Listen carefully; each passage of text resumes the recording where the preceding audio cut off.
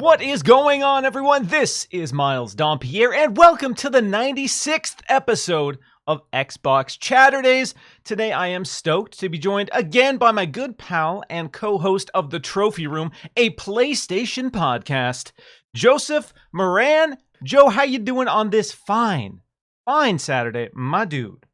Miles, I'm going to give you an achievement, a trophy, whatever you prefer, because you just nailed it.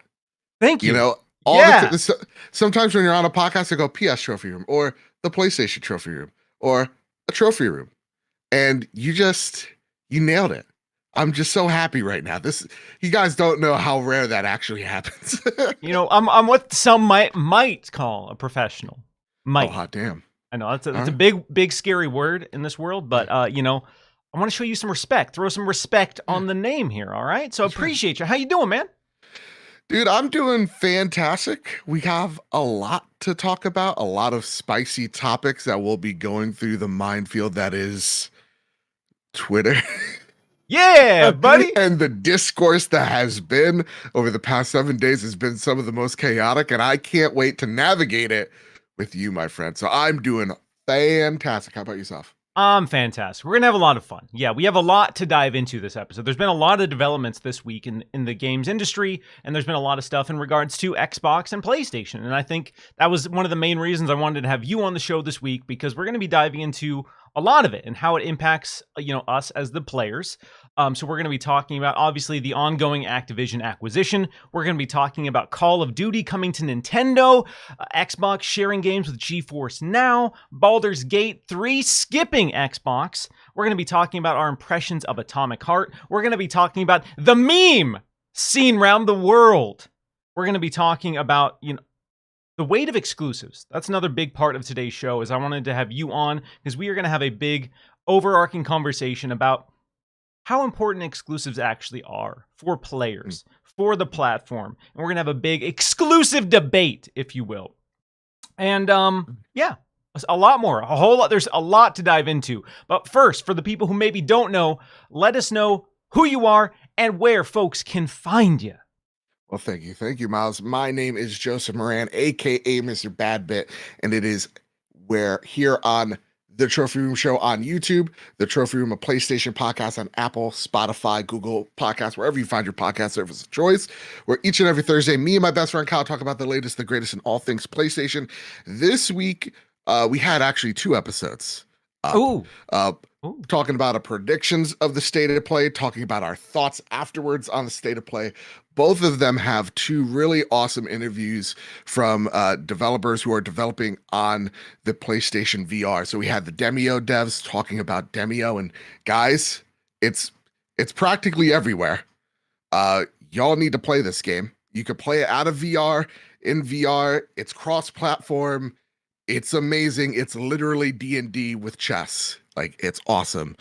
And then we had the Moss devs come on talking about porting the game over from PSVR, MetaQuest, and now to the PlayStation VR 2, which was a really awesome conversation we had with them. And, the relationships that they have and partnerships they have with PlayStation, growing the platform that is PlayStation VR. So a lot of awesome content this week. Next week we're doing, we're interviewing the voice actress of Freya from God of War and God of War Ragnarok.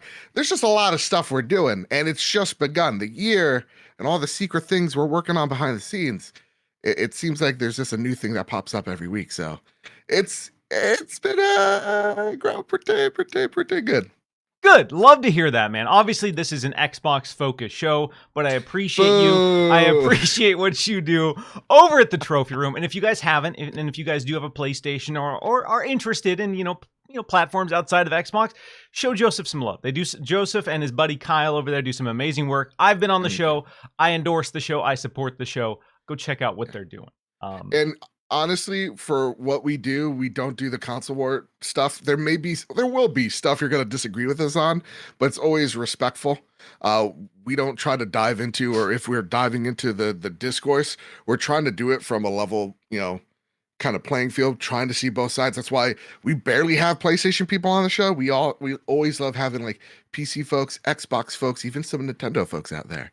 on the show because it's about a conversation. It's not always about, agreeing and nodding, Exactly. I've joked about how I could come on this show and I could say PlayStation's bad and everybody go, yeah, and Xbox is good, and that could be the show. But that's, for me, that's not that interesting. So again, I go out of my way to get folks from, different backgrounds and who have different preferences because again, we're going to be diving into a lot of stuff today, and a lot of us aren't going to agree on everything, but I think this chat and this community has done an amazing job of being able to have those conversations, and I respect and appreciate everyone in the chat sharing their thoughts in a way that is respectful, in a way that is fun, because that's what this show is about, getting everybody together on a Saturday and having a good time. So I appreciate everyone tuning in. So some quick housekeeping. If you haven't heard, Xbox Chaturdays does have a Discord.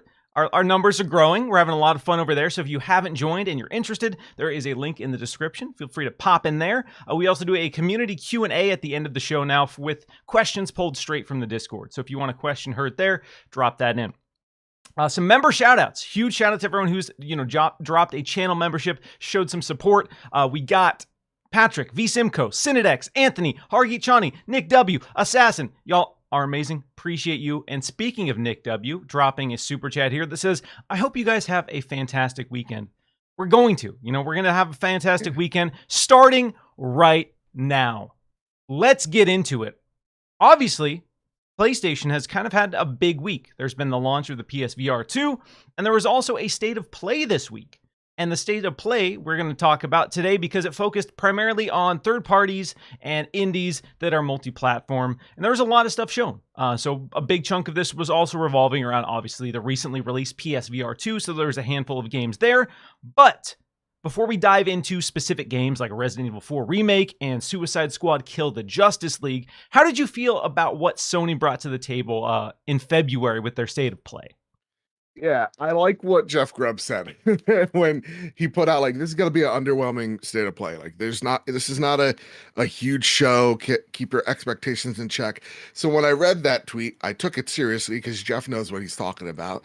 And so I was just like, okay, so I know what type of show I'm going to get. I'm not going to get the big, Spider-Man or anything like that. I'm going to get a very more subdued show. I walked out, and we have the philosophy over at the Trophy Room of if I'm walking out with 3 games that I'm buying day one, it's a good show. And, maybe just because I'm riding the hype that is PSVR, games like Synapse, which literally look like Control meets Star Wars with a Desert Eagle. Like, it looks awesome. I want to play that. I'm buying that game day one. Games like The Foglands, which is, man, all you need is a Western with blues in the background to get me into your game. And then when I read that it is also a roguelike, and I'm like, sign me up. Soul, baby, let's go. Yeah, I'm into this. Let's do it. And then Suicide Squad legitimately looked, for me, really good. I'm not saying great. Looked really good. So I have faith in that team, and I'm gonna buy that one day one. So I walk out going, I'm gonna buy. Yeah, I think the easy one in the room, I won't count it, but like Resident Evil, of course we're gonna buy that day one. So that didn't even need to be there. But like, I had like 4 or 5 games I'm gonna be picking up day one there.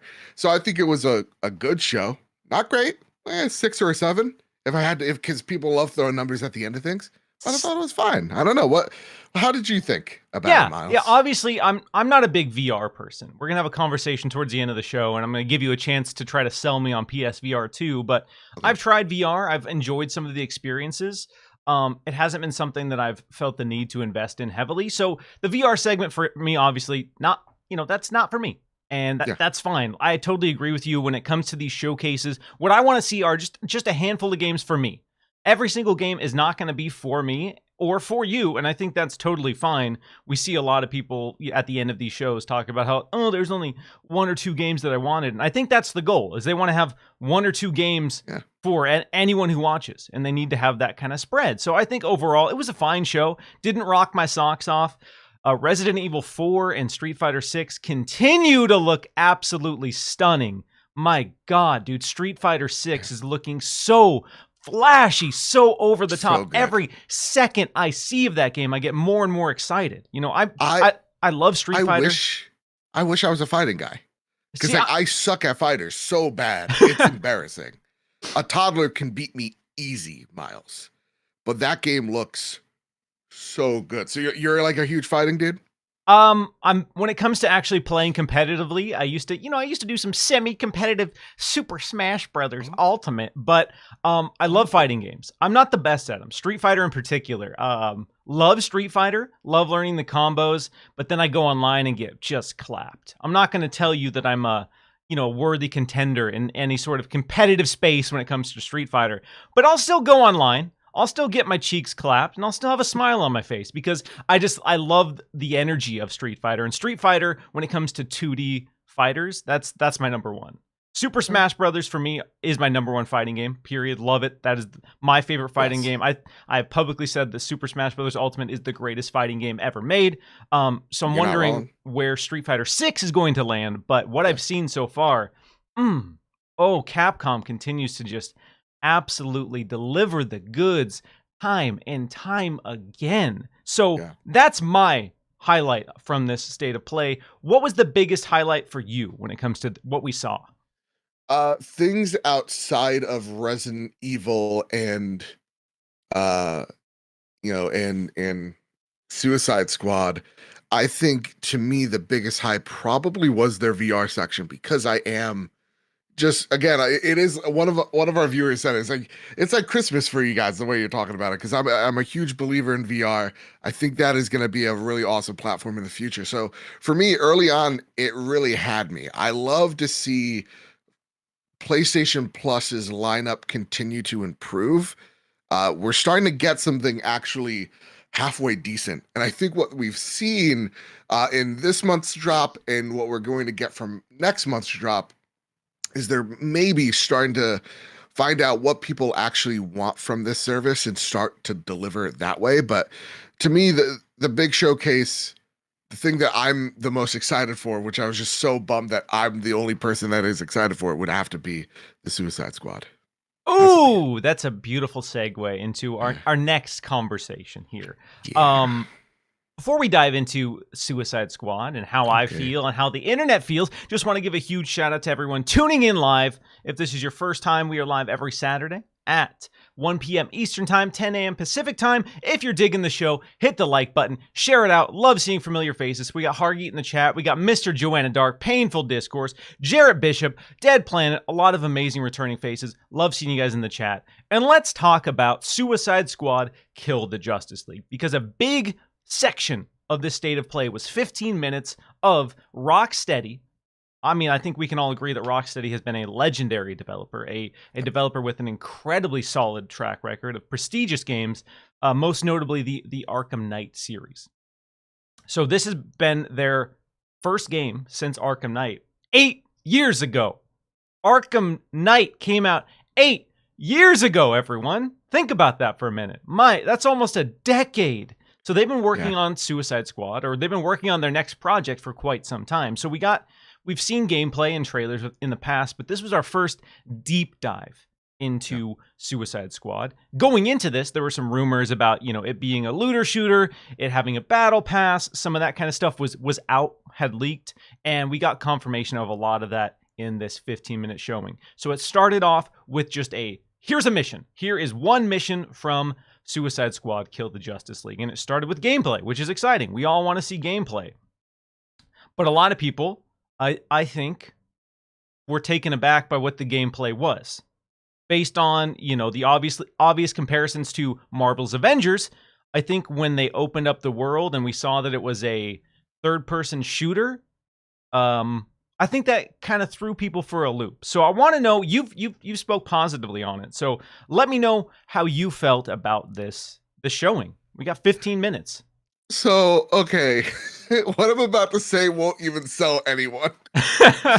Because the games I'm going to rattle off,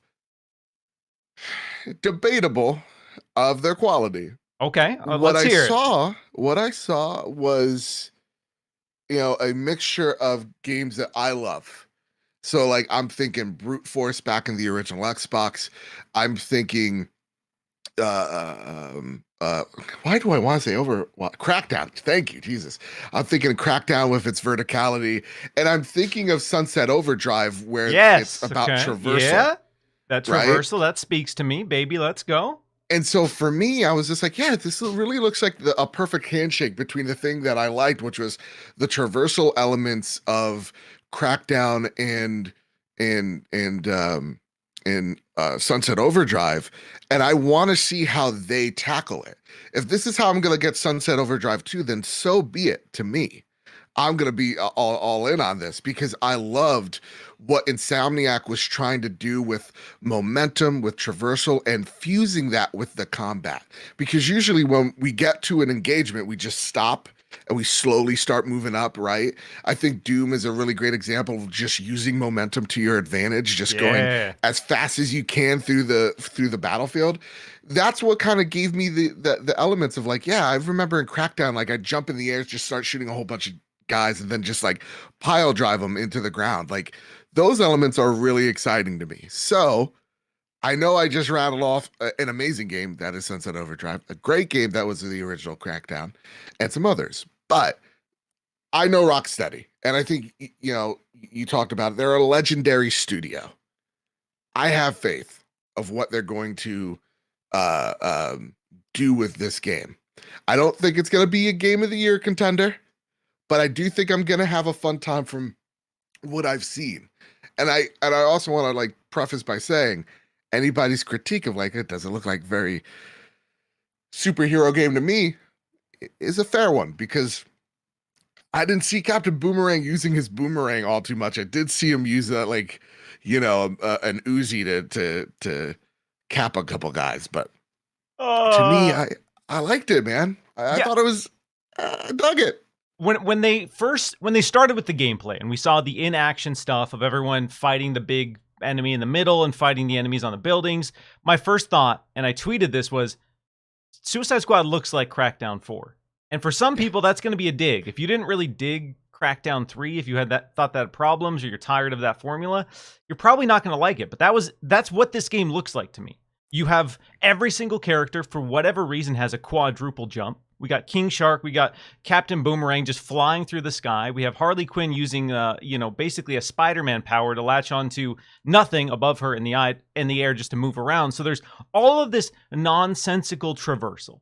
And for me, that's exciting because, like you, I love stuff like Crackdown. Crackdown 2, people don't love it. Crackdown 2's 4-player co-op, one of my favorite co-op experiences ever. That game wasn't the best, but we did everything you could possibly do in that game because the moment-to-moment gameplay was just fun.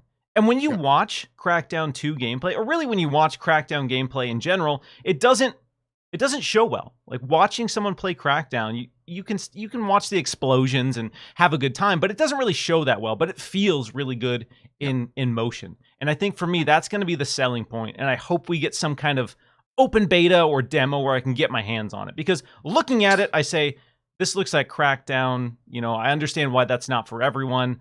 I'm a sucker for co-op. It's got 4-player co-op, so that's kind of already a selling point for me. So I'm just happy that the Crackdown is that you use that too, because I felt like the only person I'm like, this looks like Crackdown, and again like Sunset Overdrive, and I'm like, I'm really into this. Dude, Sunset Overdrive, Crackdown, fun, just fun. Even if you don't like them, even if they're not your speed, I think they're fun games, and they have their flaws for sure. I mean, less with Sunset Overdrive, more with Crackdown. Crackdown's definitely flawed, but yeah, this showing looked like Crackdown 4, and for some people, that's not what they want.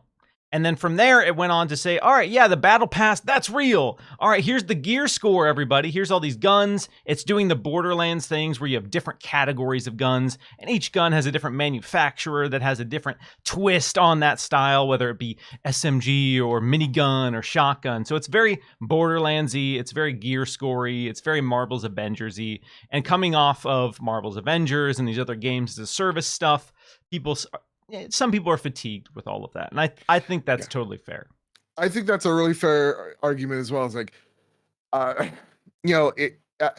when preparing for this topic, it got me thinking about Call of Duty a lot, because I remember when Call of Duty was really, not to say blowing up, because it seems like it always beats its previous year in, year out, but like when it really introduced itself as the first-person shooter back in the mid-2000s, you saw everybody try to make a Call of Duty. And everybody failed. there was some success, like Battlefield's a great alternative, but nobody was able to go, this is the Call of Duty killer, because those things just don't exist. It seemed like that game had its market. It's such a dedicated fan base. It's just not going anywhere. And when it comes to these games as service games, and I think what's important here is that it seems like everybody is trying to go for two models: the Destiny hero shooter, or they're going for the Battle Royale Fortnite, Yep. right? And there are more avenues in which you can be creative and still have that model, where I think there's still success there. So like things like Tarkov. Like I'm so surprised that the Division, I know they have a games of service thing yet, but like hasn't taken advantage of the Dark Zone and what that had to offer. So I think it's just these AAA, publishers, they're seeing success in two lanes, and they think that it's only those two lanes that success exists, where there's different avenues where you could theoretically succeed, but it's just going to take more risk. So with these companies being more and more risk averse, and as games get more expensive to make, I think that's why we're seeing the fatigue, because people can look at Suicide Squad, though I don't necessarily agree it looks like Avengers. You go, well, it has gear score, it has a battle pass, it has blue, purple, yellow gear. It's, that's what it is. And I understand the skepticism, because I'm skeptical as well. Most of these games don't land on their feet when they first release. So I understand it for sure. Yeah, you bring up an excellent point about the risk involved. This game started development in 2017, so it's a 6-year cycle to get this game out the door. So when they were doing this, when they were concepting these ideas, and the market was very different. People weren't probably as, tired of the looter shooter stuff. And at that point in time, Destiny was this juggernaut, and still is in a lot of ways, this ongoing game that people love. And it's found this loop that's kept its community engaged, and it's found a way to evolve on it. So when I look at this, it kind of reminds me of, okay, gameplay looks like Crackdown, but what they want to target is that core Destiny loop. The big narrative beats, and we saw some of those in the showing with, Wonder Woman confronting Flash about what they need to do. And they talk about the ongoing game, and they're adding new characters. They'll be adding story beats. And when I hear that, I'm like, okay, obviously they're pulling from Destiny. And then when I see the gear system and the gear score, I say, okay, yes, they're definitely pulling more from Destiny. Some people love that loop. Some people love I want my numbers to get bigger. I want my numbers to get bigger. I like that. I get a new gun. My numbers get bigger. It scratches that little brain itch that we all have to, do better and excel, blah, blah, blah.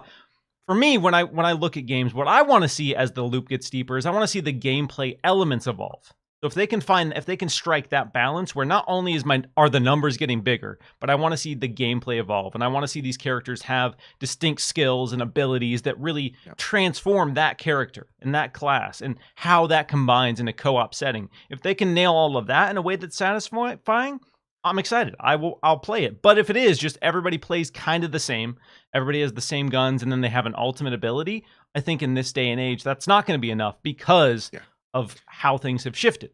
That being said, oh, sorry, go make a point. I'm sorry. I was just saying, and that being said, like I'm interested in this game. I'm not blown away by what we saw. I have some questions. I have some concerns. But I'm hoping this lands well, and I'm hoping that once people get their hands on it, we can really start having the conversations about how that loop feels. Yep. And to jump on that point too, is like when you play Destiny, there's not a big difference in terms of what makes a warlock, what makes a hunter, what makes a titan different. But it's those little differences that make those characters more unique. Like, just the way that the warlock jumps and the physics that is different than a titan. It's their grenades are different than a titan. Their type of sprint is different, and all those little minor details make and bring more personality to those classes where, you see people on Destiny going, I'm a warlock main. I can't stand that Titan. It's like, really? Well, like, what's the key difference? Well, I just love the jump. I love the double jump. It's great. Yeah. I like the little glide, it's those key differences. And I feel like Rocksteady is a developer that knows how to do it. I think people are, they're worried about the games as service element, I think, first and foremost. And a lot of other people are like, this isn't Arkham Asylum, and I'm like, it's Yes. not. Some people And I think wanted that's that. a one. It's like a culture shock because Batman is this bulky brawler, and it's very much not that in the slightest. But if this is the game that they not to not you know not to say that they wanted to make, but if this is the game that they are passionate about, so be it. I want to see it.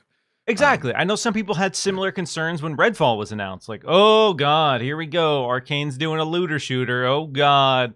And there was a lot of people that were very negative who loved the core single player Arcane experiences.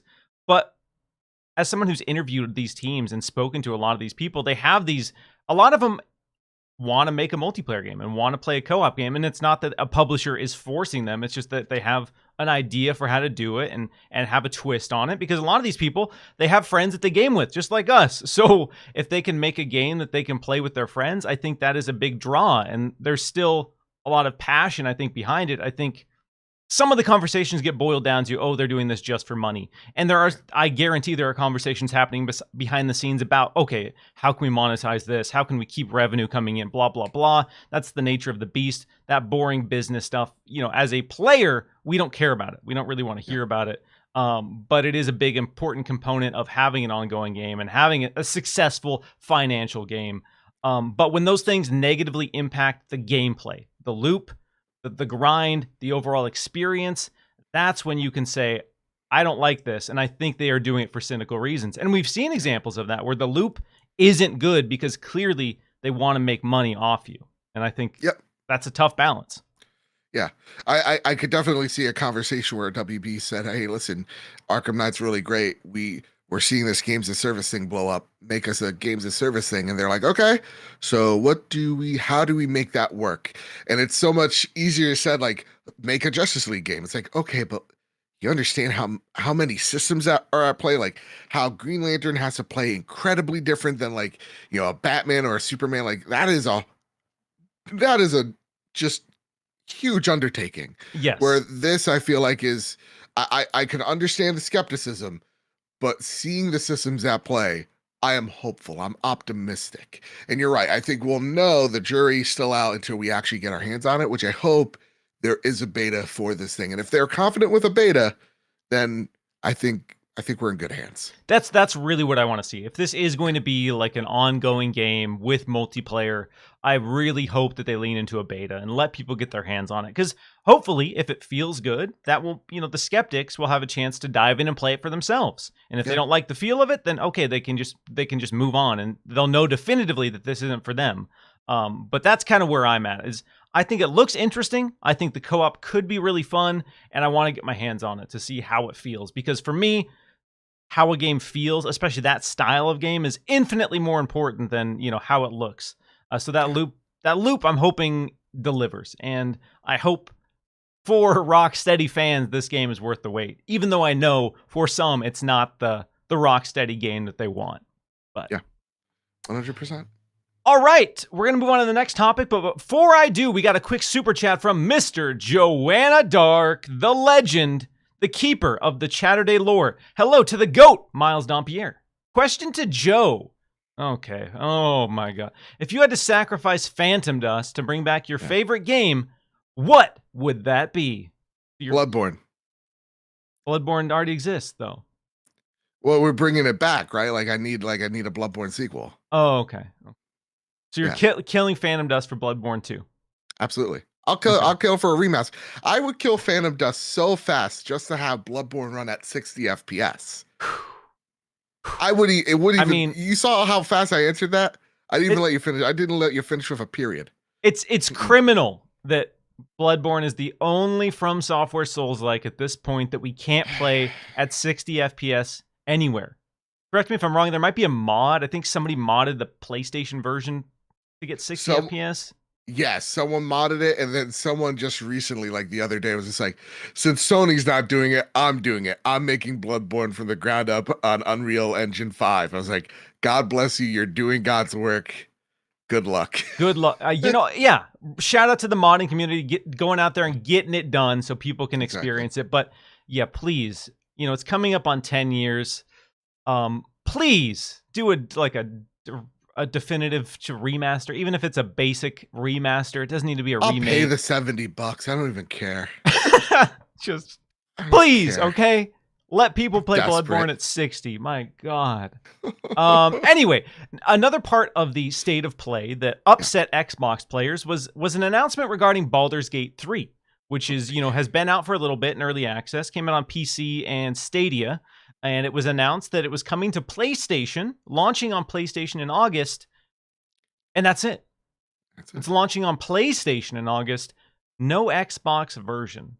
And people, there was this roller coaster, the news cycle. People are like, oh my God, Sony bought exclusivity. How could they do this? How could Larian take that bag, betray Xbox fans? How dare you, Larian? Why would citizens? You treat Xbox like? And so there's this cycle where that happened, and then people were speculating on what that meant, and then Larian basically had to come out and say, calm down, there's no exclusivity deal, but here's what's going on. And we got some interesting insights, and we got some really cool, transparent responses about the situation. And they basically came out and said that, PlayStation hasn't bought exclusivity. There is an Xbox version that's been in development alongside the PlayStation version. But, due to the fact that we have Xbox Series X and S that we need to ship on simultaneously, and that we've run into some technical problems, we're not going to be able to ship it alongside the PlayStation version. So they didn't say an Xbox version is never coming. They, in fact, stated that an Xbox version is already in development, but there are some technical issues. And so once that statement came out, the conversation completely shifted from, oh my God, PlayStation bought another exclusive, to, wait a second, is the Xbox Series S holding back the Xbox versions of this game? And again, this is speculation based on some members of the community, based on the wording of this particular update. So I want to have a conversation with you about this. And basically, I'll ask the hard question. We'll just start. Do you think the Series S could be a legitimate hurdle when it comes to people developing for Xbox? Because one caveat of releasing a game on Xbox right now is you need to ship the Series X and S versions simultaneously. Okay. Can I give you the political answer? Hit me with the political answer. Let's be clear. Porting games, making games are hard. Take it from me, folks. No, making games is difficult. There's hurdles and challenges no matter what you're making the game for and what you're porting the game to, right? So for me, in my opinion, of course, there's going to be hurdles with the Xbox Series S version, of course. But there's also going to be hurdles with the PlayStation 5 and PC. And it looks like those hurdles are a little bit easier to, compensate for, right? Larian is not Activision. Larian is not a huge AAA, publisher. They don't have, $1 billion in the bank that they could cook up something, hire more people.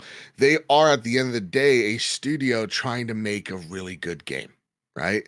And so from what I'm aware of how things like this work is, they have conversations with their partners, whoever they may be, and they try to workshop what could be the fixes. So sometimes, like, for example, Callisto Protocol needed help with its development, right? And because they had a strong partnership with PlayStation via marketing deals with Krafton, they, PlayStation brought people from the Malaysian team over there to help make that game, right?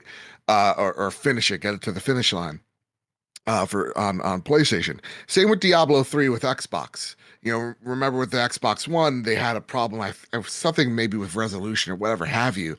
They were able to fix those things because Xbox sent a couple of its engineers there to help solve those problems. So problems arise in development all the time.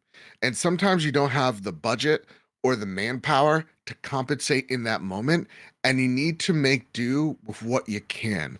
To go back to the last episode of the Trophy Room we did, the Moss devs talked about how porting the game onto Meta Quest was so difficult just because the processor in that headset is so small. And so, there was a lot of workarounds that they needed to find in order to get that game out the door. So that's what kind of seems like is the case here with the Xbox Series S. Is it a hindrance? It depends on how long that delay is, to be honest. But if but I don't think it is like the Xbox Series X is actually underpowered. It's actually garbage and, holding back the entirety of Xbox. I don't think that's the case. I think there's something within probably the architecture that the devs still haven't gotten their head, wrapped around yet. And that's all what I think it is. I'm sorry for the TED Talk, but that's... No, I absolutely agree. I think, people oversimplify, the Series S is underpowered. And that's the reason that it can't do it. And we've seen a lot of developers say the opposite. They say the Series S is a very capable machine. We've also seen developers, I guess, on the flip side, come out and say that the Series S is harder to develop for. But really, what it comes down to is a limited number of people, a limited amount of time, and a limited budget. That's the cold, hard reality when we look at a game needs to come out on PC, PS5, Xbox Series X, Xbox Series S as well. The Series S and X versions are different enough that it is an investment. It is a legitimate investment. And I did an editorial for Windows Central a few months back where I talked about, the cost of ports. And a lot of people grossly underestimate what it takes to make a port. Like a basic port takes months and months. And we're looking at, like $50,000 to $100,000 minimum for like an indie, like a smaller scale game. So making a port, doing a port regardless, doing a different version is still a lot of work. And when it comes to a team like Larian, like you said, that's smaller, it gets down to the point where, okay, we need to get one version out the door because we need to start getting some money in, because that's the reality. As much as we don't like to hear about it, as much as we don't care, that is the reality of development. Is at a certain point, money needs to be coming in. So if you can get one version out and then stagger, I think we're going to see a lot more of that as we move forward, especially when it comes to smaller independent developers. The big publishers, the big developers have the luxury of saying, all right, we're going to delay this release by X months so that we can have the simultaneous release across all platforms with different modes for every single console and blah, blah, blah. We've also seen a lot of Series S games come out with no performance mode. We saw Wild Hearts do it. Evil Dead, the game, when that launched, didn't have it. Later on, they updated it. So we're seeing games ship on Series S, and it's clear that the Series S version didn't get the same care and time that the other ones did. Because, again, I think it comes down to the scope of development, the size of the team, and the financial realities of shipping a game. And so... Now, I got a question for you, Miles. I'm sorry to cut you off. Hit me. Phil Spencer has this grandiose idea now of like, hey, man, we're going to put wherever there is an app or like a TV, a screen in front of you, we want to put Game Pass there. We want to put Xbox here. Cloud streaming, that's the future. Do you feel like the realities of developing just for the Series S to X kind of makes that more of a dream for Phil in Xbox of just like, well, okay, if I'm a developer and I want to get on let's just say Game Pass or whatever have you, Xbox in the future term, well, now I need to port something to Series S, to Series X, and now this cloud streaming, that's a lot of resources. Do you think that Xbox's vision, now that we're kind of starting to see developers, having a little difficulty porting to Series S, that maybe that's a little bit of a dream, less of reality? I think their answer to that was making it so that those boxes are Series X dev kits. And I think that was the smartest possible play, is that these are just basically Series X's located in a server. And that's what is processing the games. So the developer, it's just that they don't have to make a new version. They don't have to make the cloud version. Whereas something like Stadia, teams had to develop a separate version for it.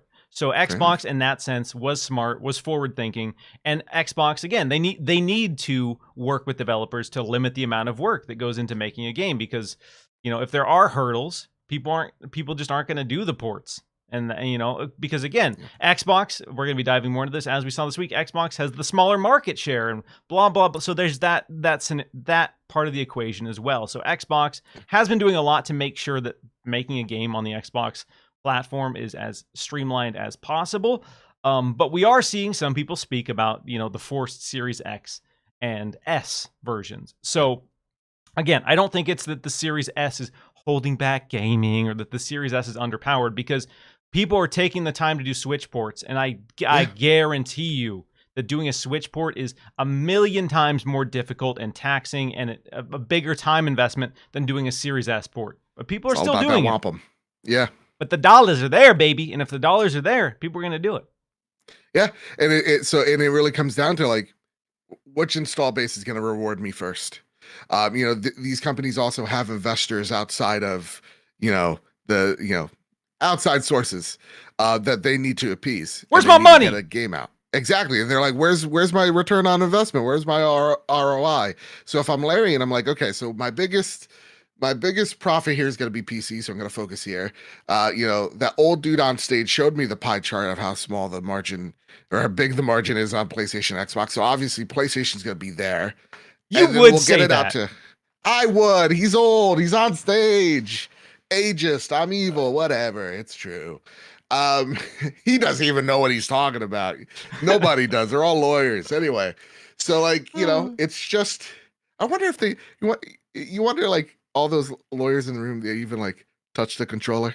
Probably not, right? I mean, I feel like probably some of them know. Or they I probably think like most of them. they have a tape, they have a controller in the center of their boardroom table. Like, all right, how's it? All right, what do we do with this thing? How would you? Like, which one's the We need to Nintendo? go on stage and hold a controller in our hands. Where do I put my thumbs? Exactly. So no, but like at the end of the day, I think that's what it just comes down to. It's the money. It's where am I going to get my ROI? It's business at the end of the day, and we don't like to talk about it all too much because we like games. It's a creative thing, but it also needs to make cash, money, wampum.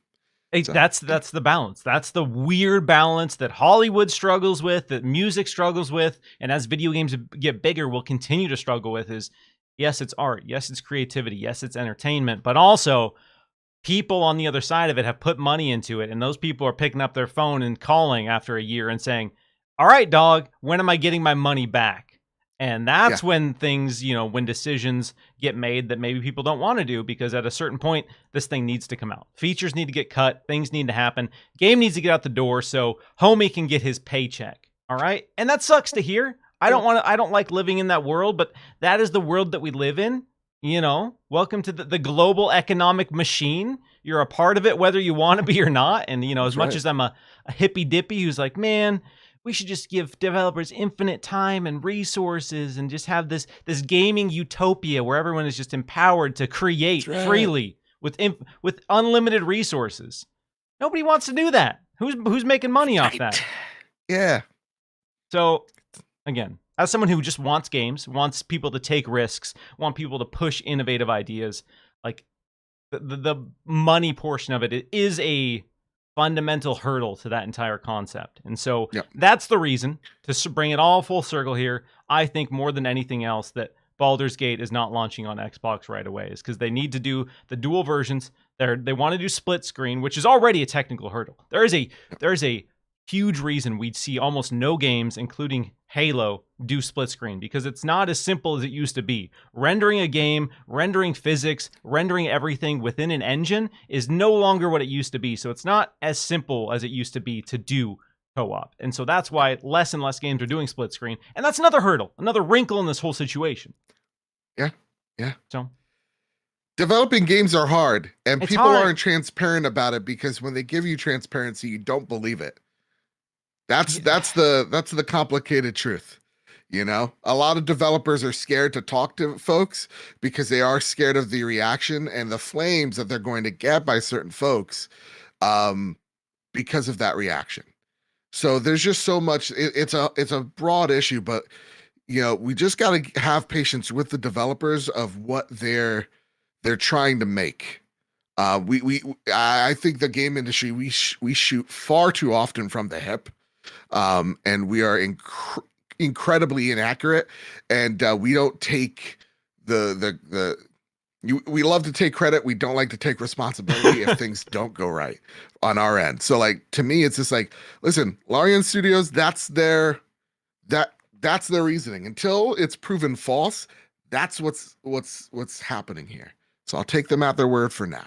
Exactly. I'm trying to do, every day I'm trying to do a little bit better. Just, as a fundamental human being. And one of my big, initiatives right now is that I'm trying not to assume the worst of everyone all the time, because we see Yeah, it so much and so often. Anything, journalism, video game exactly. development, every little thing of every aspect of our life, someone out there assumes the absolute worst of someone else.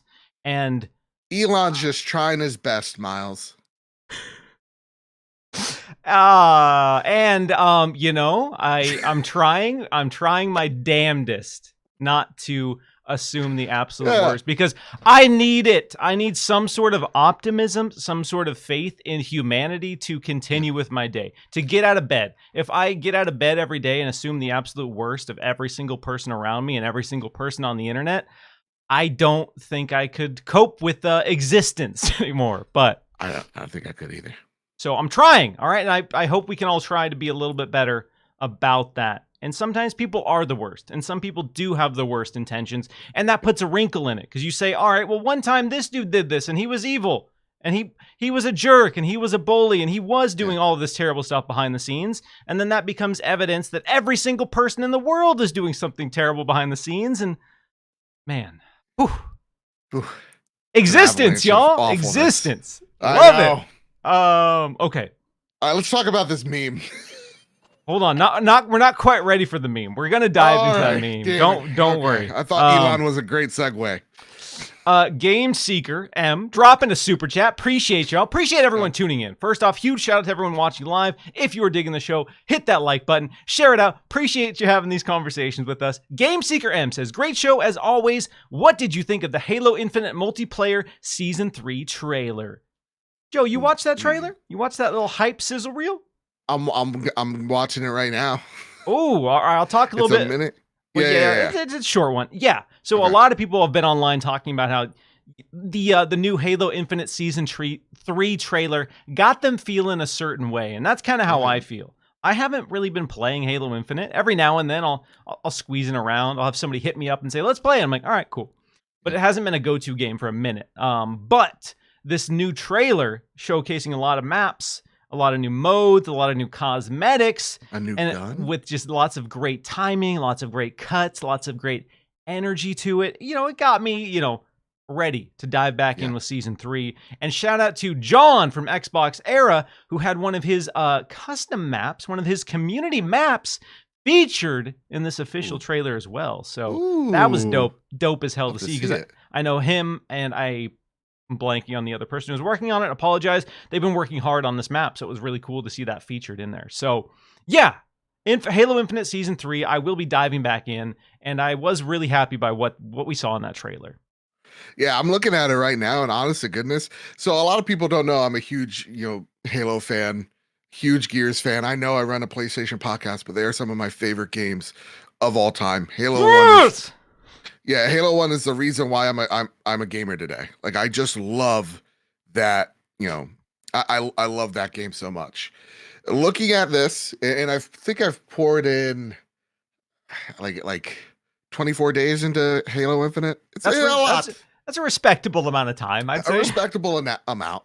But I'm bored, and there's not enough content, and I dropped out too. Again, I played it a bunch, but I didn't. I think towards the latter half of the year, I was just like, "I'm out. You need to show me stuff." I'm getting bored of the same old thing. This looks like the step in the right direction, right? New abilities. We saw that big dome thing. We got a new gun called the Bandit. It looks like you can mix and match your armors around. Please chat, let me know. That's a huge thing that we've been begging for. So it's all good steps in the right direction for Halo Infinite. I'm hyped. Let's do it. I'll be jumping back in for sure. Yeah. March 7th, right? Because we were all there at launch. The launch of Halo was so good, so much energy, so much fun. Felt just like this comeback story of a franchise that so many of us love and connect with. But I think, as time went on, a lot of us moved on. I think that's fundamentally fine. It happens with a lot of multiplayer games. But I think a lot of hardcore Halo fans have wanted that big reason for people to come back. There have been people playing consistently. I know Ains is out there playing consistently, but I think a lot of casual players want that pop, that reason, that calling to come back. And I hope that Season 3 is the kickoff of that for a lot of folks. Yeah, absolutely. All right, so before we talk about the Activision Blizzard acquisition, before we talk about Xbox bringing, Call of Duty to Nintendo, before we talk about the meme going around, I want to talk about a big game release that dropped this week. And it's a game that I've been following for 5+ years, I feel like, and that's Atomic Heart. So Atomic Heart is a game from Mundfish, a Russian developer. It was announced a while back that it was coming to Game Pass. It's had several delays. There's been a lot of energy. There's been a lot of excitement.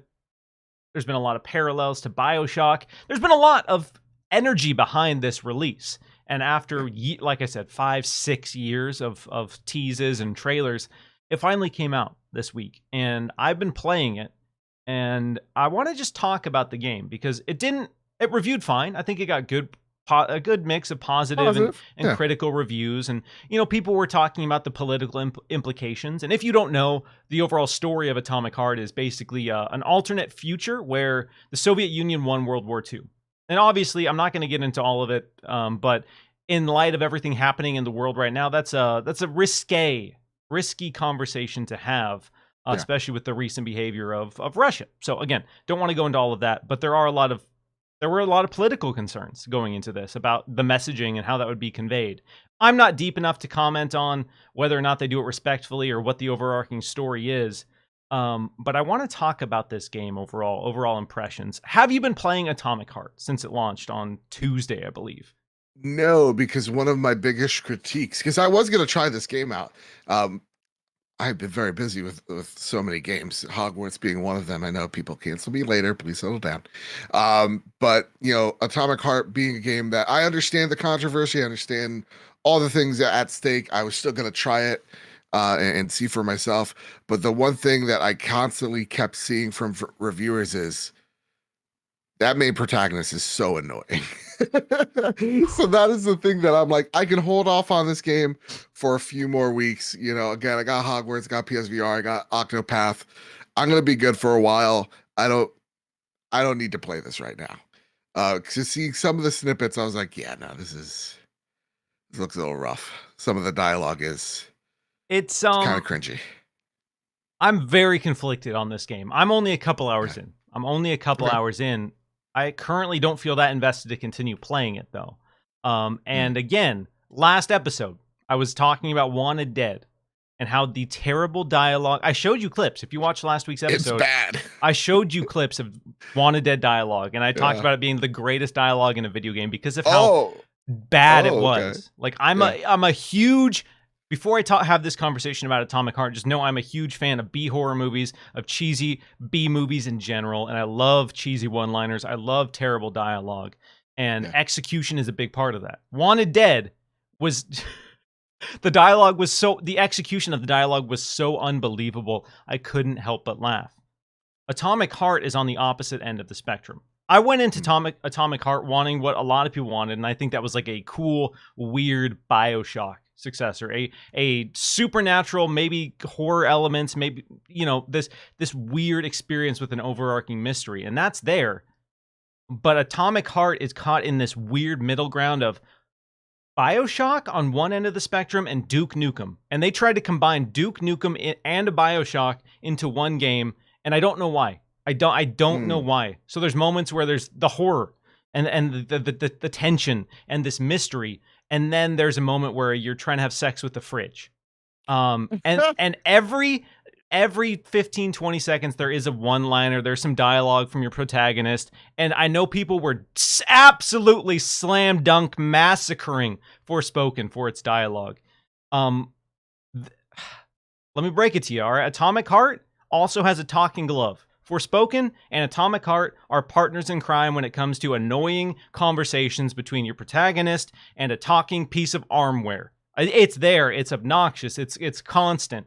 And the lines don't hit because I can tell what they're going for, I can tell what they're trying to do, but they don't stick the landing. The jokes don't hit because this game has so much production. This game has this big, beautiful world and this compelling gameplay loop and this kind of... It's definitely has some sort of political undertones to the story. Whether you want to listen to them or not, there's definitely a political message. I got a question for you though. Yeah, because you've played both games. Forspoken has the option of like you can turn down the amount of times they talk to each other. Can you turn down the amount of times they talk in Atomic Heart? From what I've gathered, these are all scripted moments. It's not like Forspoken. You could be out in the field and you would like do something cool and you would have this conversation. Atomic Heart, so far, all of those moments are scripted. Again, I'm only a couple hours in, but yeah, Atomic Heart. I understand why people are complaining about the dialogue, and again, I'm someone who appreciates cheesy dialogue. And if you can't sell me on your cheesy dialogue, then I think there's a fundamental problem in its execution. So there's a lot of stuff I love. It's not all negative. The world's beautiful. This game looks absolutely gorgeous on Series X. There's a lot of cool moments when it comes to the way the story is presented. I just started getting some of the power-ups, and much like BioShock, when you get the powers, they feel really great. So there's a lot of stuff I do like. I'm going to try to force myself to maybe play a couple more hours and see if I get over this hump or how things balance out. But like I said, I'm personally of the camp that you can't do BioShock and Duke Nukem in the same game. It doesn't work. I think that's the weirdest element of Atomic Heart. And none of the trailers, none of the marketing, nothing leaned into the comedy of this game. So when I got into it and I was like, they're trying to be funny, I was like, oh, okay, that's not necessarily what I wanted from this experience. So yeah, that's where I'm at. I'm very torn. I'm not McLovin' it. All right. So I'm gonna keep trying. I'm gonna play a few more hours, but at this point, I'm not wildly compelled to continue playing Atomic Heart. So for folks watching, let me know in the comments if you're digging it. I've seen people are all over the place. Some people love the game. Some people absolutely hate the game. I'm just indifferent. I'm playing Wild Hearts and loving Wild Hearts. So and I'm playing Sons of the Forest and loving Sons of the Forest. So Atomic Heart for me right now is just a game that, compared to everything else I'm playing, I don't have a huge desire to keep pushing through. So that's where I'm at. So yeah, after 5-6 years, for me personally, it hasn't been the BioShock successor that I was hoping for. All right. It sucks to hear, because when I saw it, I was like, oh, this is a love letter to BioShock. I'm in for it. But it seems like, they're trying to do some type of edgy thing on top of it to go to kind of make itself different, I guess.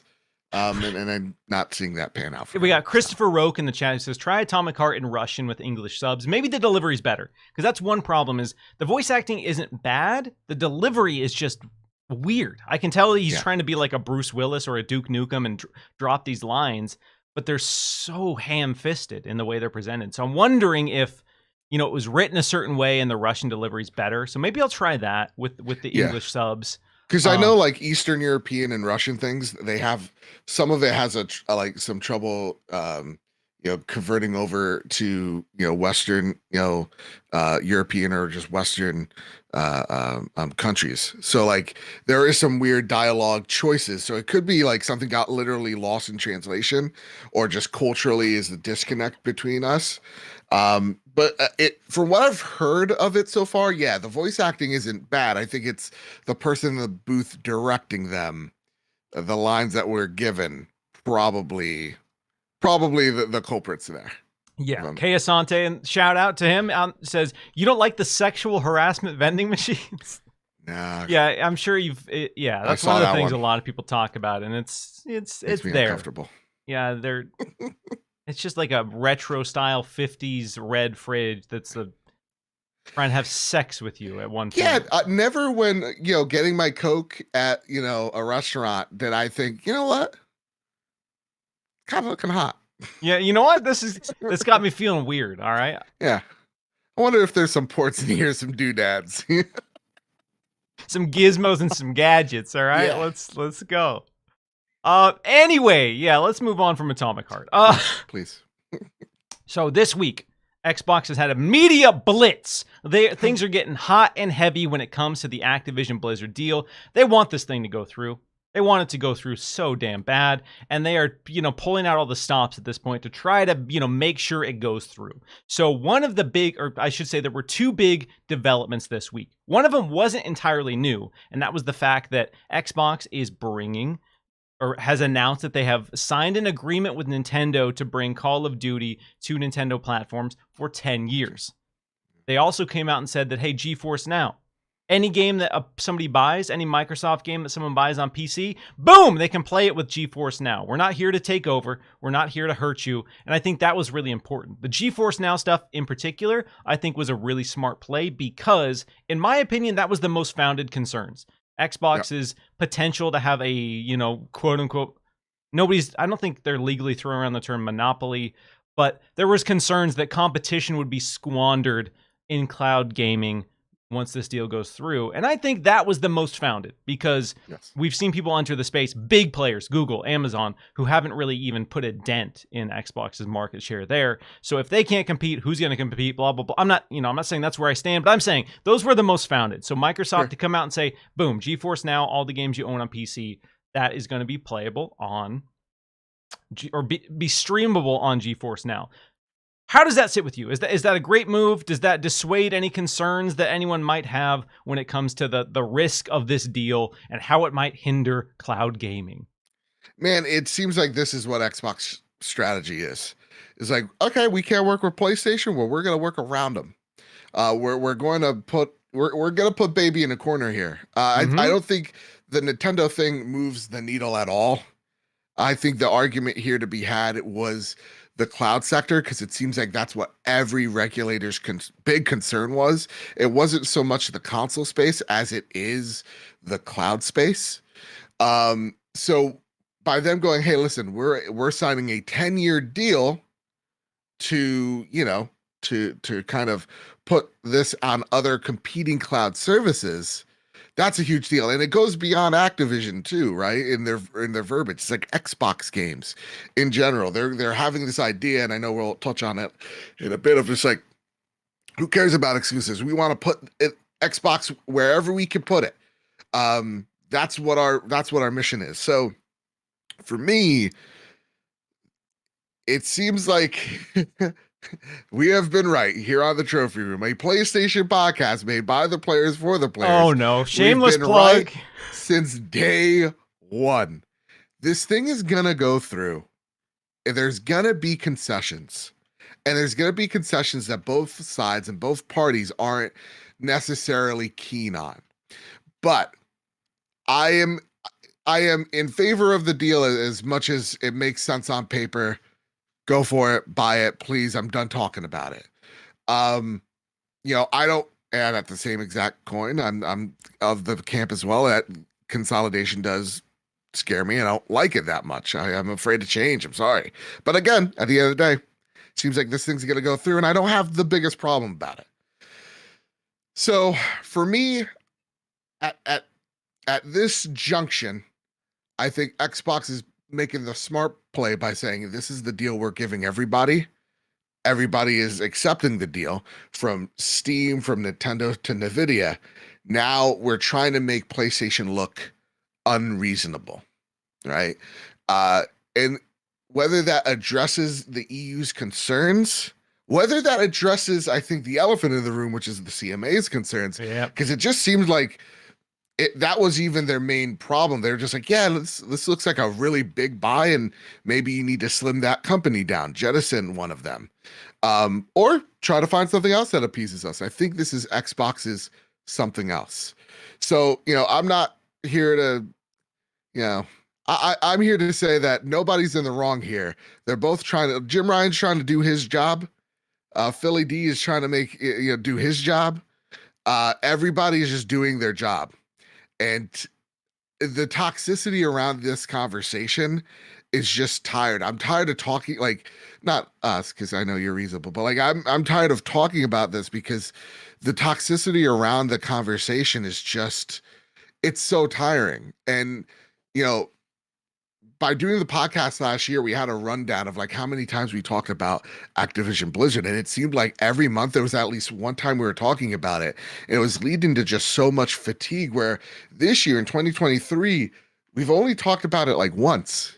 And it's been so great for us, because it's just such a palate cleanser. Because I genuinely think that we're all at this point tired of talking about it. It's going to go through. This is going to happen. And I think, again, it's important for podcasts like these to talk about it when they get to these junctures where things are major that are happening here. And I think that it's valid of a conversation. So to me, I just think at the end of the day, I'm tired. I want a nap. This seems like it makes sense.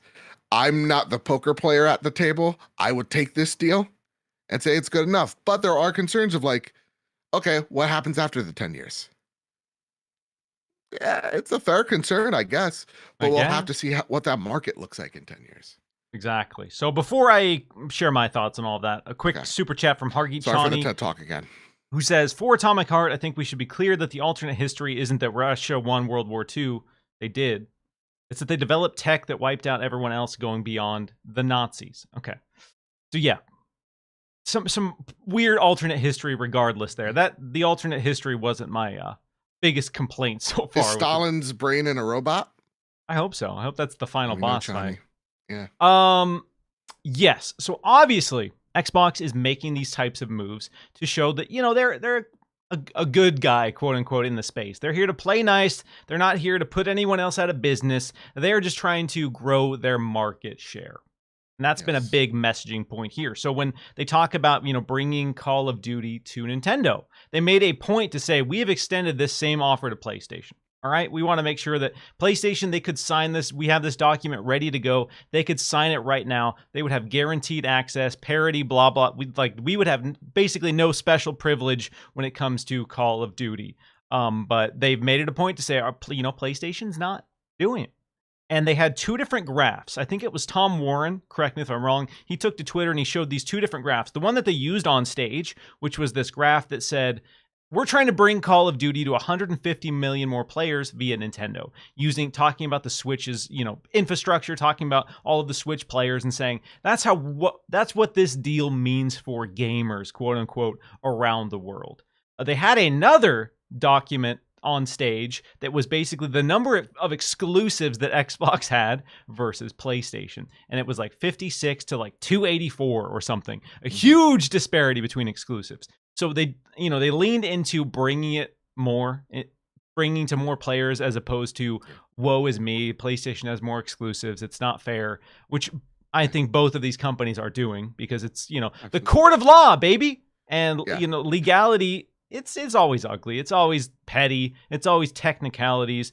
That's just how the system works. All right. Both of these players are coming into the space. Like you said, Papa Jim's out there saying this is going to hurt the bottom line. And when daddy loses money, it's going to affect everyone else. Okay. And then Papa Phil's over here saying, you know what? We are trying to grow our market share. We're trying to take a piece of Jimmy's pie. All right. It's not fair that Jim gets 10 slices and we get 3. All right. We want to even this pie out. And so both teams, both companies, both legal experts on both sides are just saying what they need to say to get the deal through. We've seen Microsoft and officials come out and say, we would fight this in court. We'll take this to court and we would fight it.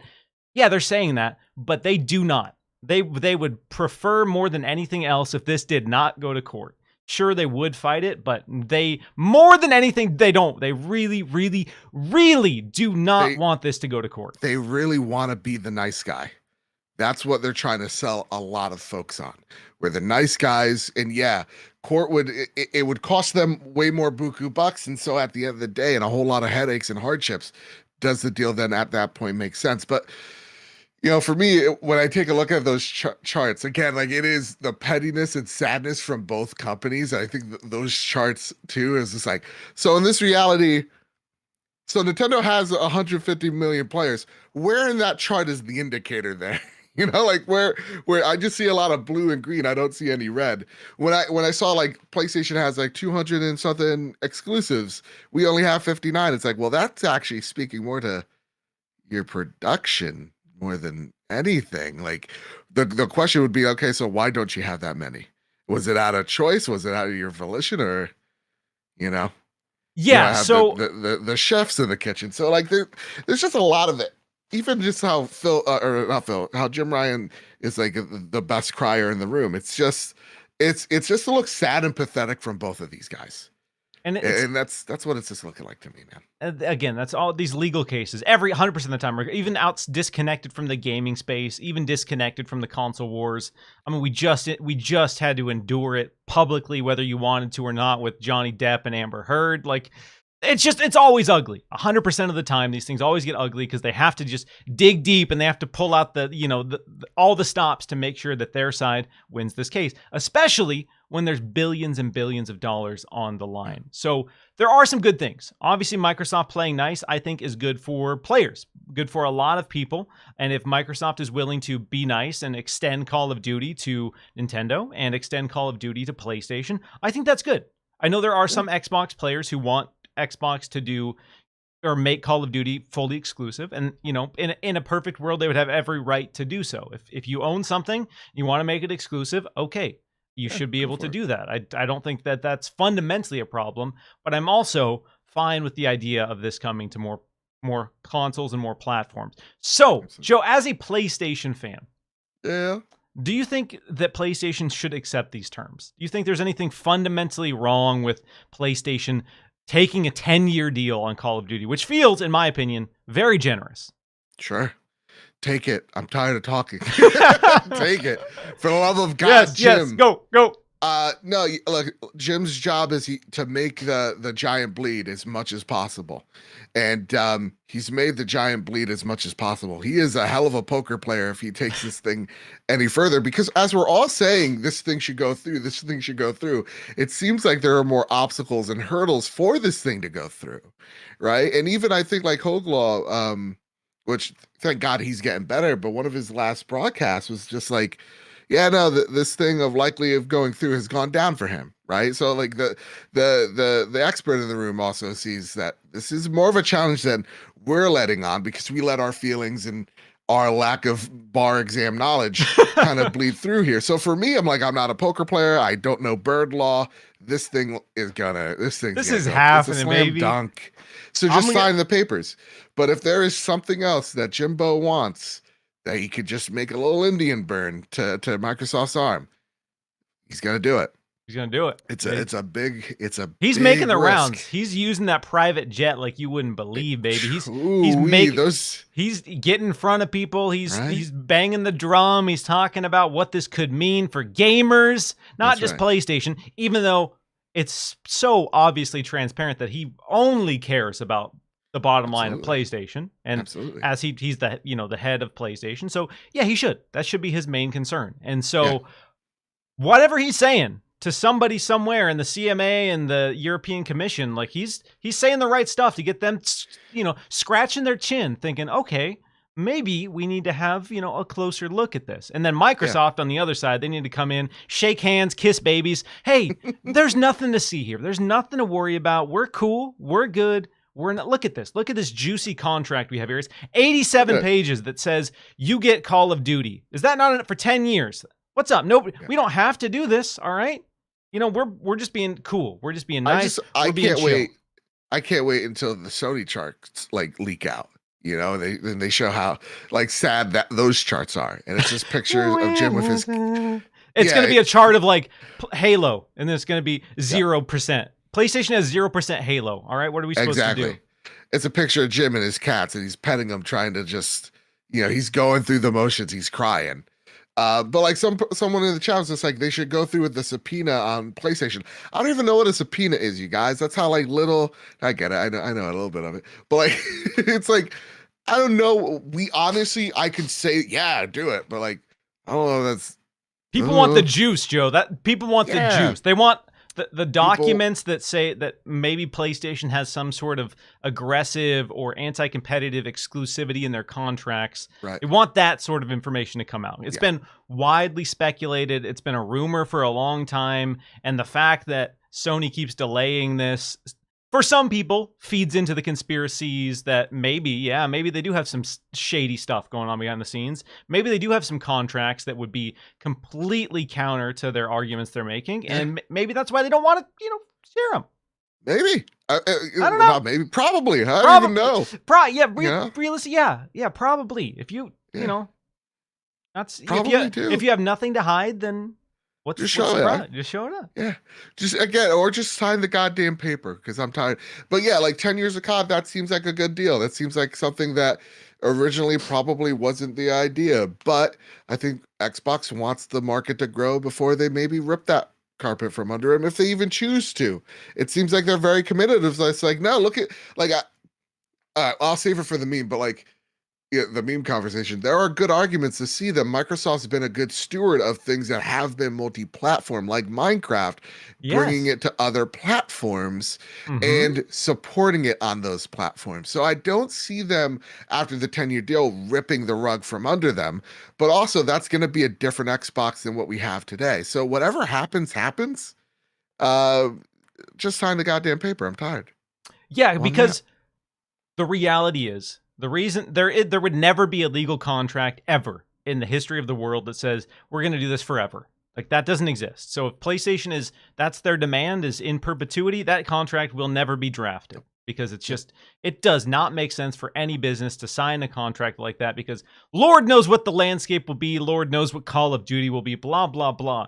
That being said, if we get to a world where Xbox has hard fought and they have taken a lot of market share and now they are the market leader in the industry, what's the incentive for them to re-sign that contract?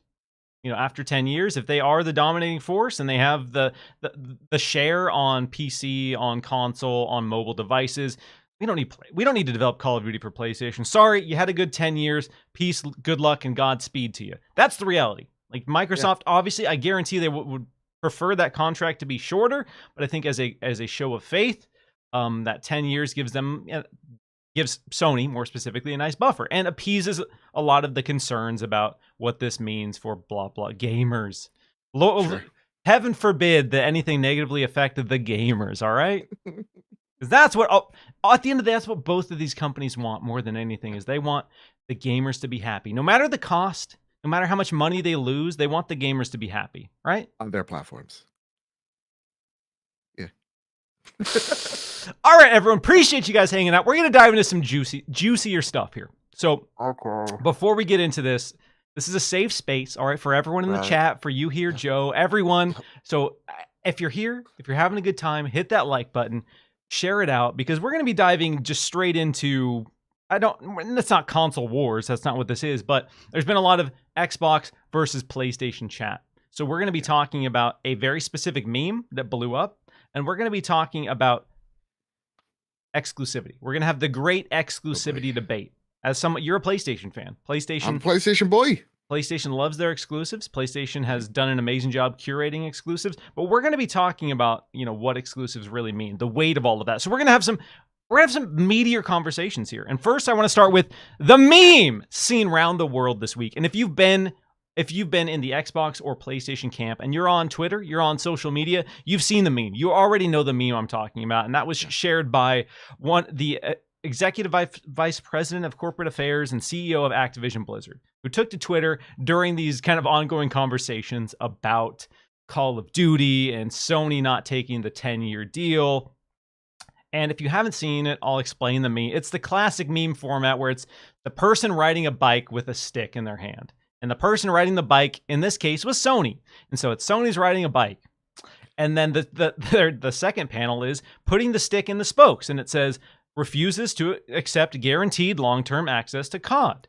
And then the third panel is the person who has crashed on the ground and is hurt. And it says, in quote, what if we lose access to COD?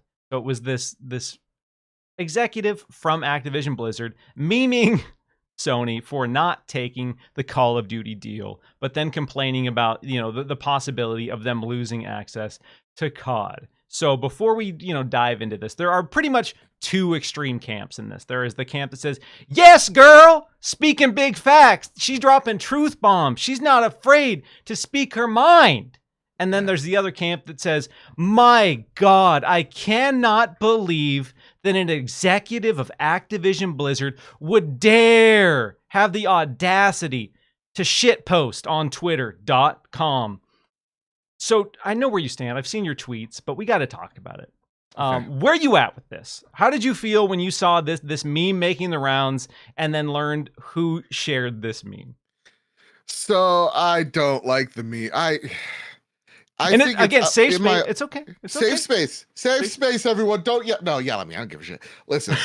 I think there are two conversations that are happening at this point in time.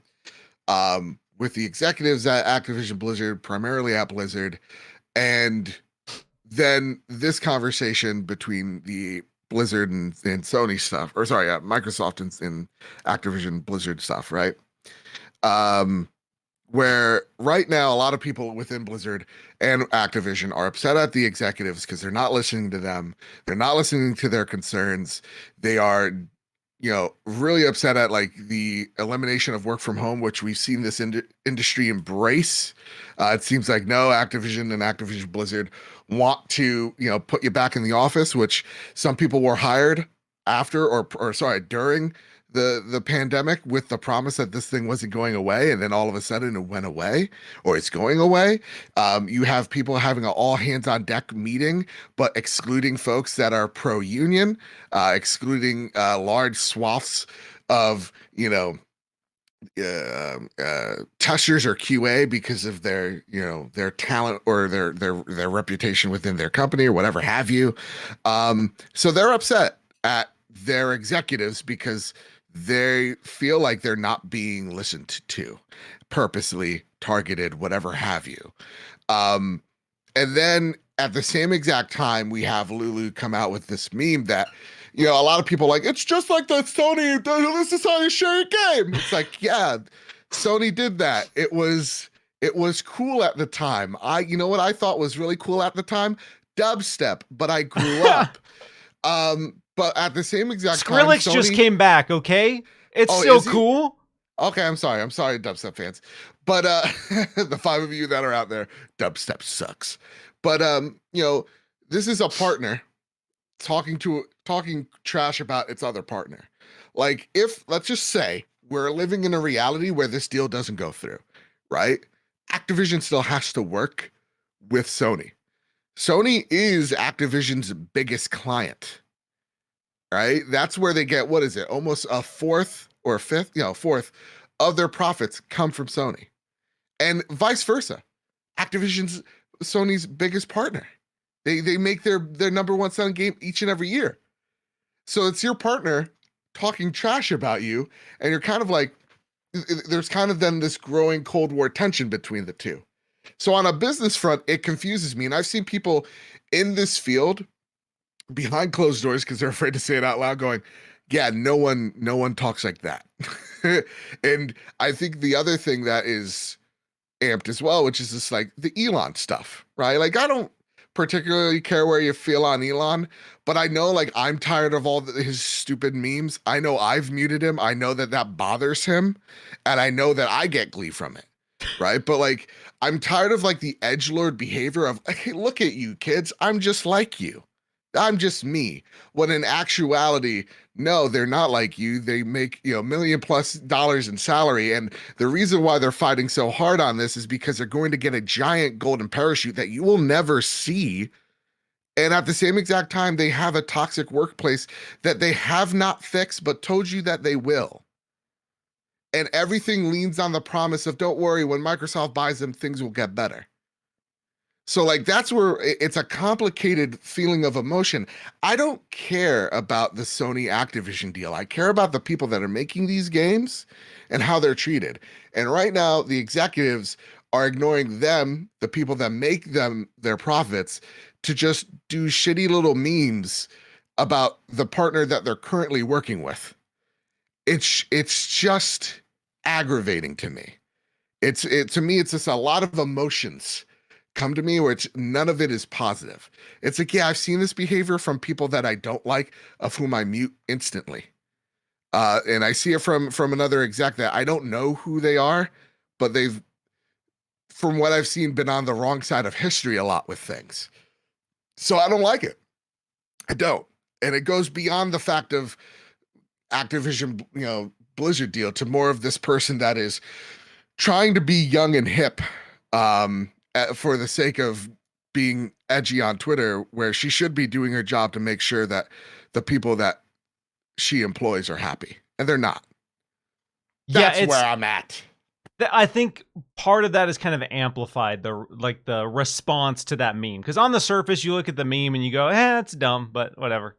And you move on. I think a lot of people did that. I saw it's like, I guess that in this situation, I get it. From the people who are tired of hearing Sony complain, and from the people who are tired of Sony making a big stink about Call of Duty and exclusivity, you see that Microsoft is willing to extend this deal. You see that meme and you go, that's true. That's what PlayStation's doing to themselves. But then, like you said, there is this complicated situation where Activision, just as a company right now, they're not doing a lot of things right for their employees. And there have been people, higher-ups at Activision, who actively union bust. So in this particular instance, when I see a billion-dollar company making fun of another billion-dollar company, I don't care. Yeah. Let them have their petty squabbles. Like for me, I've been sitting on the sidelines, just eating my popcorn when it comes to this meme because I've seen extreme takes on either side, and I'm just like, Yeah. this is just some shit post from somebody who makes a lot of money about a company who also makes a lot of money, and everyone here is just trying to make more money. I'm not getting any of that money. I don't really care. So I haven't been hugely invested. But if she came out and she did like a meme that was anti-union on that level, oh my God, you would see some heated takes from me. But when it comes to this particular case, when it comes to the business juncture here, this is just people trying to make more money at the end. This is what it's all about. That's where she's coming from. That's why she's posting the meme. And if you want to just play Call of Duty on Game Pass, and I think that's where a lot of us are. If you're on the Xbox camp, you just want to play Activision games on Game Pass, and you're like, cool, this benefits me because I don't have to buy these games. If that's where you're at, cool. I think that's absolutely fine. But yeah, when it comes to, getting invested in, who's making what and how much money they're making, I don't think that, for the average person, I don't think that's really a factor. And for me, that's definitely not a factor. I kind of share the same thing. I'm like, that's a dumb meme. I wouldn't have done that. And kind of move on with my day. Again, like I care more for like how the Blizzard employees are currently being treated there. Like that's what I really care about because it doesn't seem like it's good. And so like for me, it's just like, I just see a suit trying to get their bonus. Like that's all I'm seeing. They don't care about us. And they don't care. It's one of those things they like your attention you give them. I get why people, see that and they say that's weird for an executive to post that meme. And I totally understand that idea that, okay, that's, if I was in that position, I don't think I would. Even with my small Twitter following, I get worried about like how people are going to interpret what I post. And I have to like redraft stuff a bunch of times because I'm like, oh man, what if people interpret this as like console war and blah, blah, blah. And I'm just some schmuck on Twitter. I'm not fundamentally impacting anyone else's life really with my That's tweets. How I think about when I'm making a thumbnail. I'm like, does this seem clickbaity? 2, does this seem overly negative for the sake of being negative? Because there's some folks out there that do that, right? Is this thumbnail thought-provoking while having the attention it needs while not trashing anyone? That's kind of my main philosophy. It's something similar. So like for me, it's just like, can we all just get along? I don't just people don't want the kumbaya. They want combat. Yeah. All right. Exactly. They want conflict. Actually, and they want combat. I like Hargi Chani's super chat here if you'd like to read that. Oh yeah, super chat from the legend Hargi Chani says, Joe, I'd push back in that Sony is the one against what ABK wants. The employees, management, and shareholders all want the deal to go through. Sony doesn't. It's fair to push back against Sony. I would say management, especially shareholders, want this thing to go through. Yes. But I don't speak in absolutes. I can say that I have talked to people within Activision Blizzard who are excited about the possibilities of what this deal could mean for them when it goes through. So there are definitely employees who have probably not spoken publicly or on the record, but I have talked to employees privately about what this means. Because again, that's a big factor for me. When I look at this deal, and you can go back to my tweets, and one of the first things I talk about when this deal was announced, when it was announced that Microsoft was going to buy Activision Blizzard, I said they better. I'm going to hold them to the fire when it comes to improving the quality of life and the workplace environment of Activision Blizzard. Microsoft will get absolutely zero leeway from me in that regard. All right. So there's a lot of things once this deal goes through that I'm going to be looking at, and that the employees and how their lives are improved are going to be a big factor of it. So I don't want to be in a situation where Microsoft at the other side just says, okay, well, they're here, we're going to let them operate autonomously. That to me, no. Sorry, that's not going to fly. No, and hopefully we hold them accountable for, listen, there are people in that company that need to go, and I get it. They're going to get a golden parachute, and that sucks. But there needs to be an autopsy on that company. There needs to be, Bobby Kotick needs to be gone. There needs to be a change in management. There needs to be a change in structure. Microsoft better get the work, because if this is just all lip service and Bobby Kotick just stays at the end of the day, I'm going to be really upset. Yeah, it's going to be because that man has enabled a ton of garbage at that company. He's just let slide and known about. So, for me, again, I Personally, I don't care. I wouldn't have liked the meme, but at the same exact time, you're right. Sony, to be fair, is pushing back against them, but Sony isn't making dumb, silly, stupid memes about it, right? Like they are in opposition to each other, but we have to remember, and I think we get caught up in this way too much because I see a lot of feelings in the chat. That's right, chat. I'm going after you. I'm seeing a lot of feelings in the chat. These are businesses, and at the end of the day, they're doing what's good for business. They don't care necessarily about feelings in the room. Sometimes they do. Look at NetEase. NetEase cut their ties with Activision Blizzard, and I think like one of their posts was just like, "Yeah, some people are just big old giant jerks." It's like, what? What was that all about? I want to know what that conversation was like. But like at the end of the day, these are just businesses. They're doing what they can, and yes, that means sometimes they screw over each other. So for me, it's just like, yeah, I get it, guys. The businesswoman wants her business check. I totally get it.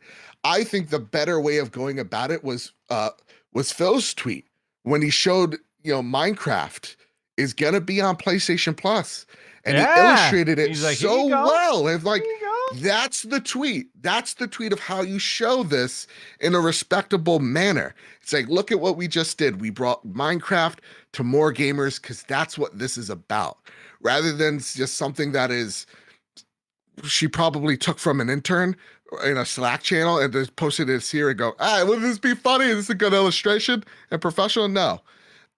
So I like how Phil addressed it. He was just like, look at how we're bringing this to other platforms. This is what's important to us. This is what matters. I like those illustrations more than, dumb, stupid Elon memes. I'm sorry. Yeah, it's, again, I'm a little conflicted because I love memes. I love a terrible meme. I love a good meme. I love a and I wouldn't ever want to be in a situation where I was so big that I couldn't post a terrible meme. Yeah. You ever laugh at a meme that you're going to hell for? Yeah, all the time. We all do it. We all do it. And so, and on one side, I'm like, okay, well, let her just post a terrible meme. But on the other side, like, I don't think if I was in her position, I would do that again. Yeah, that's just me.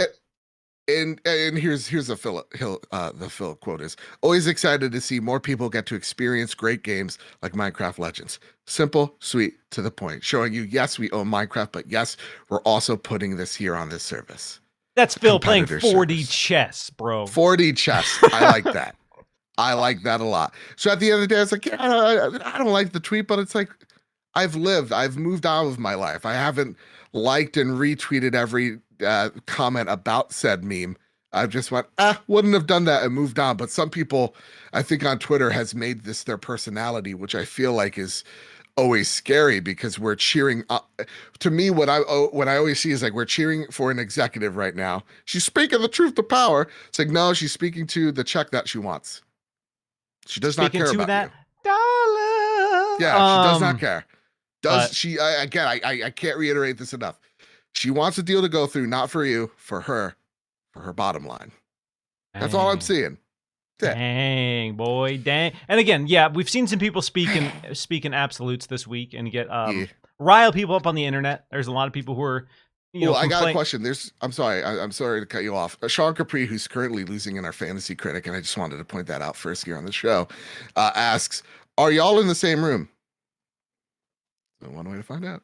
Ooh, your hands feel so soft, Miles. Oh yeah, I have been moisturizing. I have been using a new moisturizer, a little lavender, if you will. Exactly. All right, Joe. Now that we fought about a meme, now that we fought about a console meme here, we're gonna fight about exclusivity. All right. All right. We're gonna have the great exclusivity debate, because the conversations this week and the idea of Call of Duty, and originally it was worded in a way that maybe other Xbox games could come to Nintendo Switch. That's kind of been changed, but all these conversations about the possibility of other first-party games going to other platforms, it's got me thinking about exclusivity. And when I look at other mediums, when I look at movies and television, for example, we've seen a lot of platform exclusives, but there's never been a really a hardware exclusive outside of there was that period of time with Blu-ray and HD DVD where they had exclusive movies, and that was a very short-lived and thankfully so period of time where we saw that bleed over. We saw that Yeah. idea bleed over, and it didn't translate. But on the video game side of things, we praise exclusives. We talk about the importance of exclusives. So I want to sit down with you, and have a conversation with an Xbox fan and a PlayStation fan about the weight of exclusives, the importance of exclusives, and what it means for us as the players. So to set the stage of this conversation, obviously PlayStation, Nintendo, and Xbox have all built their identities and their brands around exclusive content.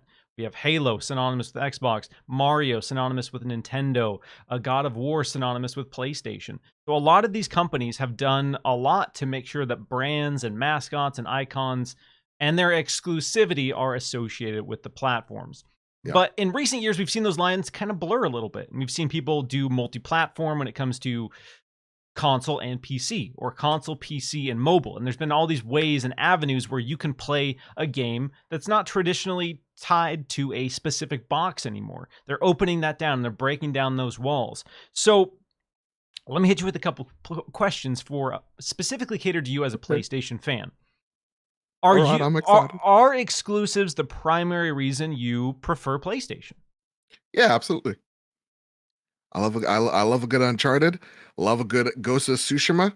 Love a good Last of Us Part 1 and Part 2, Sean. You hear that? I'm really triggering him in the chat, and it's making me so happy because he missed half of the conversation. He jumped in. He's just making these wild accusations. He just get wild and weird with it. He's just looking so dumb recently, and I just want to say that out loud. I love you, Sean. But yeah, I like exclusives matter. I think software matters at the end of the day. To make anything successful, you need the games to back it up. It doesn't matter if you have the most powerful box, if that box, it doesn't have great games associated with it. Look at Nintendo, right? They got this thing that the least powerful they sold box. You a cardboard once and called it VR. Yeah, they got the least powerful rectangle, and that thing keeps outselling PlayStation 5 and Xbox Series. Why? Because, man, there's only one place you can play Mario. There's only one place you can play Zelda. These family-focused games, these games that are rated E to teen, that part of the market that Nintendo just dominates, that's why you buy a Nintendo. That's why I bought, like, a great example, Metroid Dread. I dusted off my Switch just for that game. If it was on PlayStation, I'd be loving it. It's where it's meant to be. But like for the Metroid Prime Remaster, I'm buying that physical. I love that brand now that I every time it's dropped on the box, I'm buying it. So yeah, no, exclusives 100% matter for sure. Do you think exclusive games are fundamentally better than non-exclusive games? I'm sorry, say that again? Do you think exclusive games are fundamentally better than non-exclusive games? No, Elden Ring exists, man. 1 year anniversary, by the way. Game of the Today generation. is the 1 year anniversary. Yes. God bless. Happy anniversary to one of the greatest games of all time, period. That is not even something that can be debated. I will not listen to it. Yeah. Like for me, there are we say this on the trophy room a lot. Naughty Dog is what gets you into PlayStation. Like Uncharted and Last of Us are great, but like you stay for the Ghost of Tsushimas, you stay for your Bloodborns, like you stay for the God of Wars, all that jazz. The ecosystem of which those exclusives lie in, that's the important factor there. But there are great games anywhere you play. Like seeing Hi-Fi Rush just absolutely dominate and kill gets me excited to when I don't have this just avalanche of games right now, I can go into and enjoy. Like, again, exclusives are great, but games in general, chef's kiss. I love them no matter where they are. And that's kind of where I'm going with this entire conversation here, because I understand that from a business perspective, from a fan perspective, exclusives are cool. Exclusives are exciting. When you're building a company, when you're building a brand, you need to have a reason to pull somebody in. So big exclusive games, as we've seen time and time again, are the reasons that people buy a console or subscribe to Game Pass or buy into a service. And as we move forward, the idea of a traditional console exclusive, like you can only play it on this box, that is fading. Regardless of how you feel about that, in 10 years, I don't think we'll really see any of that exclusively anymore. I think that'll be completely gone unless Nintendo shifts from being a decade behind to like 2 decades behind in terms of like how they approach the business. But I think even Nintendo is going to start reevaluating as we see the market change and we see people play just where they want. Because more you than think so? Yeah, more you than think Nintendo's going to move around? They're going to move around the slowest. They always have. They always will. Nintendo's got this interesting duality of being incredibly innovative and dynamic, and being really behind the curve. Because I think what it boils down to is they don't care at all what anyone else is doing. And sometimes that works. We see the Nintendo Switch. Nobody else was doing that. That was a massive hit. The Wii U wasn't that. So they have these like ebbs and flows where what they decide is what people want. Sometimes isn't actually what people want. But that aside, the idea of a traditional console box exclusive is going to be dead. It's going to be dead. It's not something I think anyone should really invest heavily in anymore, because as we look at the market share of gaming and as it goes to more places and goes to more people, that's just not how people want to play and consume media. I don't want to have to pay $700, $600 to play one game. And most people don't. The average person would never do that. So it doesn't make sense. Yeah. So shifting someone's habits, obviously, it's tough. Shifting someone's habits it's a tough ask. It's a hard thing, and that's why we see PlayStation, Nintendo, and Xbox right now like making deals like Activision Blizzard, so they can try to shift people's habits, get people locked into their ecosystem, and get them associating certain brands and ideas with a platform. So from a business, like I said, from a business perspective and from a fan perspective, I understand why exclusives exist. I'm not here to tell you that exclusives aren't a big deal, because obviously they are a big deal.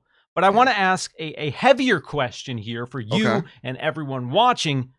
Are exclusives actually what's best for us as players? Do we benefit from exclusives, or is this something that is, that only the company really benefits from? Good question. To me, it kind of depends on what exclusivity means. So like, I don't think like Uncharted being an exclusive, I don't think is the worst thing in the world. But like a Hogwarts Legacy quest, right? Like that being locked behind a paywall sucks no matter who you are. Like that's all the exclusive deals, I feel like that's the thing that's tiring on most people. Yeah, but it's still working. An extra raid in Destiny and stuff like that. A character, a Spider-Man in Marvel's Avengers, like that sucks. But if you're making and you're pouring the money into the project, so like even like Spider-Man for PlayStation made that game, right, with partnership with Marvel, so they get to decide where that game goes because they poured the $100+ million to make it. That's fine with me, asterisks. But you're starting to even see with PlayStation and the ballooning cost of AAA development that they're like, okay, this ecosystem isn't enough. We see where the cap is. Even when we kill it, it's about 120 million units. So we need to go somewhere else. And they're seeing that with PC. Yeah. Right. And trying and testing the waters there, that I don't think it's been rather mixed for them in terms of their success, but they see something there and they're going to keep building off of it. So I think it's in levels of which exclusivity exists. If it is, hey, we are helping fund this game, which that sometimes happens. XDev is a big thing, right? Where PlayStation will partner with, a second party team. That's fine because PlayStation literally helped make that game happen. But if it's like, hey, I'm going to take a little piece of content away from an already non-exclusive game, again, like Hogwarts or whatever have you, that's where it gets a little annoying. Yes, there's obviously a lot of dynamics to this entire conversation when it comes to exclusives. Fundamentally, I think exclusives aren't designed to benefit us at the end of the day. The exclusives are designed to benefit the company. They want you to invest in that. They want you to give them money, and that's why we have a lot of exclusive content. There are scenarios where obviously when we look at the competition, when we look at somebody making an exclusive, there is a world where that benefits us as the player if they are trying to make the best possible game, and a game that is better than any of their competitors' first-party games, and that is why they're investing all of this money and resources into it. So at the end of the day, we as players get this product that is supposed to be theoretically better because they are trying to make an exclusive that is a must-play that you have to play and incentivize you to either buy their console or invest in their ecosystem. So there are definitely ways that we can benefit from exclusive content. But like you said, a lot of the time, especially when it comes to third-party deals and limited time quests or exclusive content like that, it's primarily just a marketing ploy that if you're invested in that ecosystem, cool. You feel special. If you play on PlayStation and you get one extra quest in Hogwarts Legacy, you feel special. You feel nurtured. I get something that somebody else doesn't, and therefore my experience is better than somebody else's experience. And then on the flip side, if you're playing on Xbox, you're like, yo, I paid $70 for this too. So why am I getting less? Like, I paid the same amount of money and I'm getting a lesser experience. And so there's this marketing dynamic. And like I said, this is about nurturing those habits.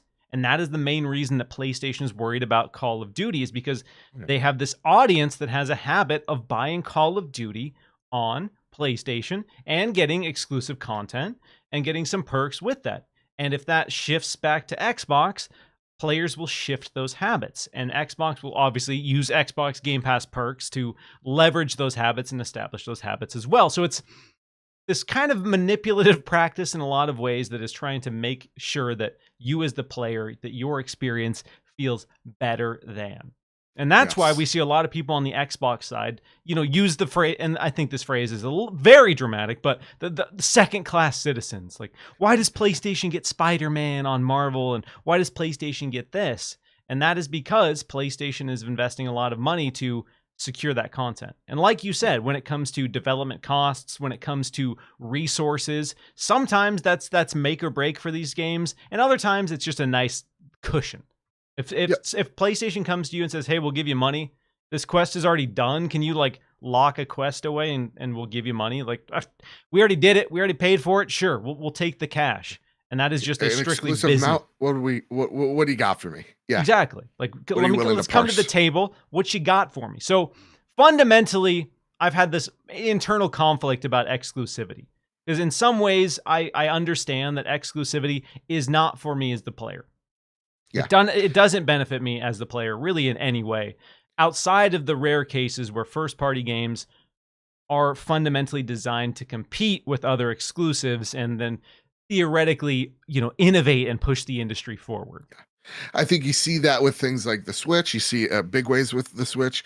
You see it in littler ways with the things like DualSense. There's its pros and cons. I totally understand what you're saying, though. It's like, at the end of the day, it is to get you into the ecosystem for you to stay there and to get locked into. And that's why, you see PlayStation, for the phrase that I hate, because it's just like, I don't know. There's just terms that I hate for no reason. It's just an irrational, but like money hatting, right? Money hatting, bro. Yeah. I'm just like, hey, Suicide Squad, that's a popular IP. Here's money. We'll market it. A Marvel's Avengers made $1 billion at the box office.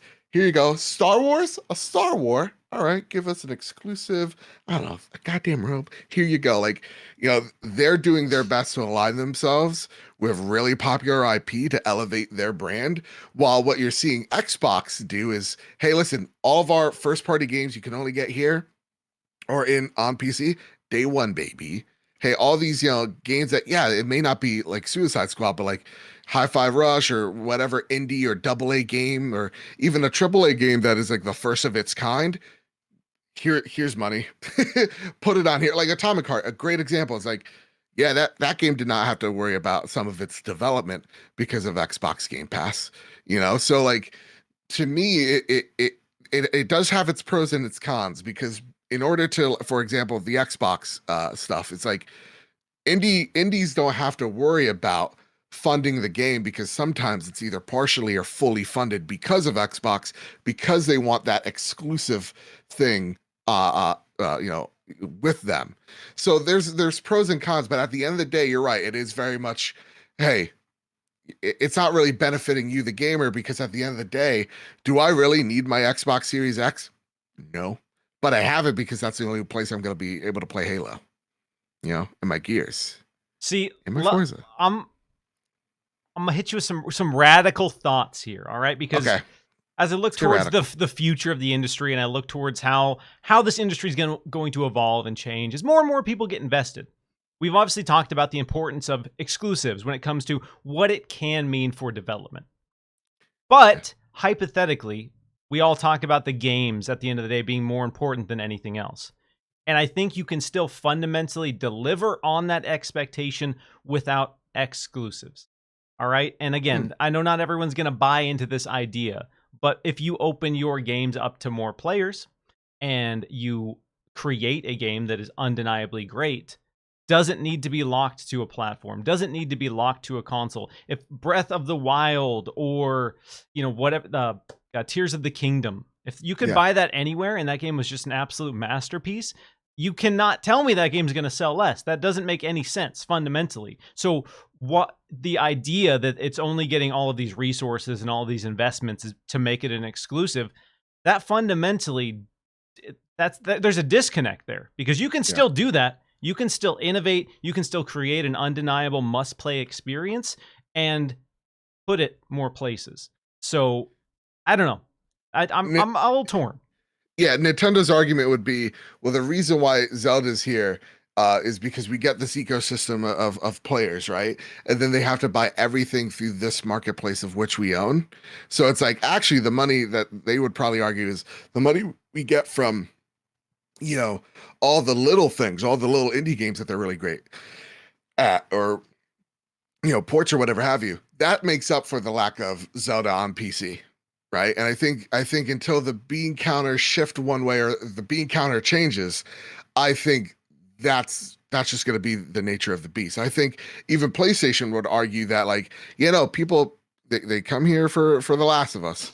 And then when they're here, they're going to buy all these little knickknacks, doodads, DLC on this marketplace. Mm-hmm. That's why it's not beneficial for us to put that game on another platform. But what I would say here is multiplayer games only benefit by being on all the ecosystems it can be. So, like, the one thing that Herman Hulst said last year was most games will have like a year-ish console exclusive on PlayStation, and then they will be ported to PC as PlayStation slowly starts changing its behavior for its gamers of what to expect from them. So it's like, it's like the frog in the kettle right now. They're turning the heat up ever slowly after making this change. Yeah, because again, like Sea of Thieves, huge game. Huge. It was a huge game on Xbox. It became amazing, significantly bigger when it dropped on PC. And I guarantee if you brought that to PlayStation, it would only grow. I would be playing it nonstop for all the trophies. When it comes to multiplayer stuff, especially, just who cares about the traditional again, this only applies to big publishers. We already talked about the struggles with development, the struggles with ports, the struggles with indies. So this does not apply to your average indie developer. This applies to PlayStation, Nintendo, and Xbox, who are the big three. And to go back to that original point of, like, Herman then also said, hey, listen, for the multiplayer focused games, it's day and date on PC, because we need as big of a market as we can for these things.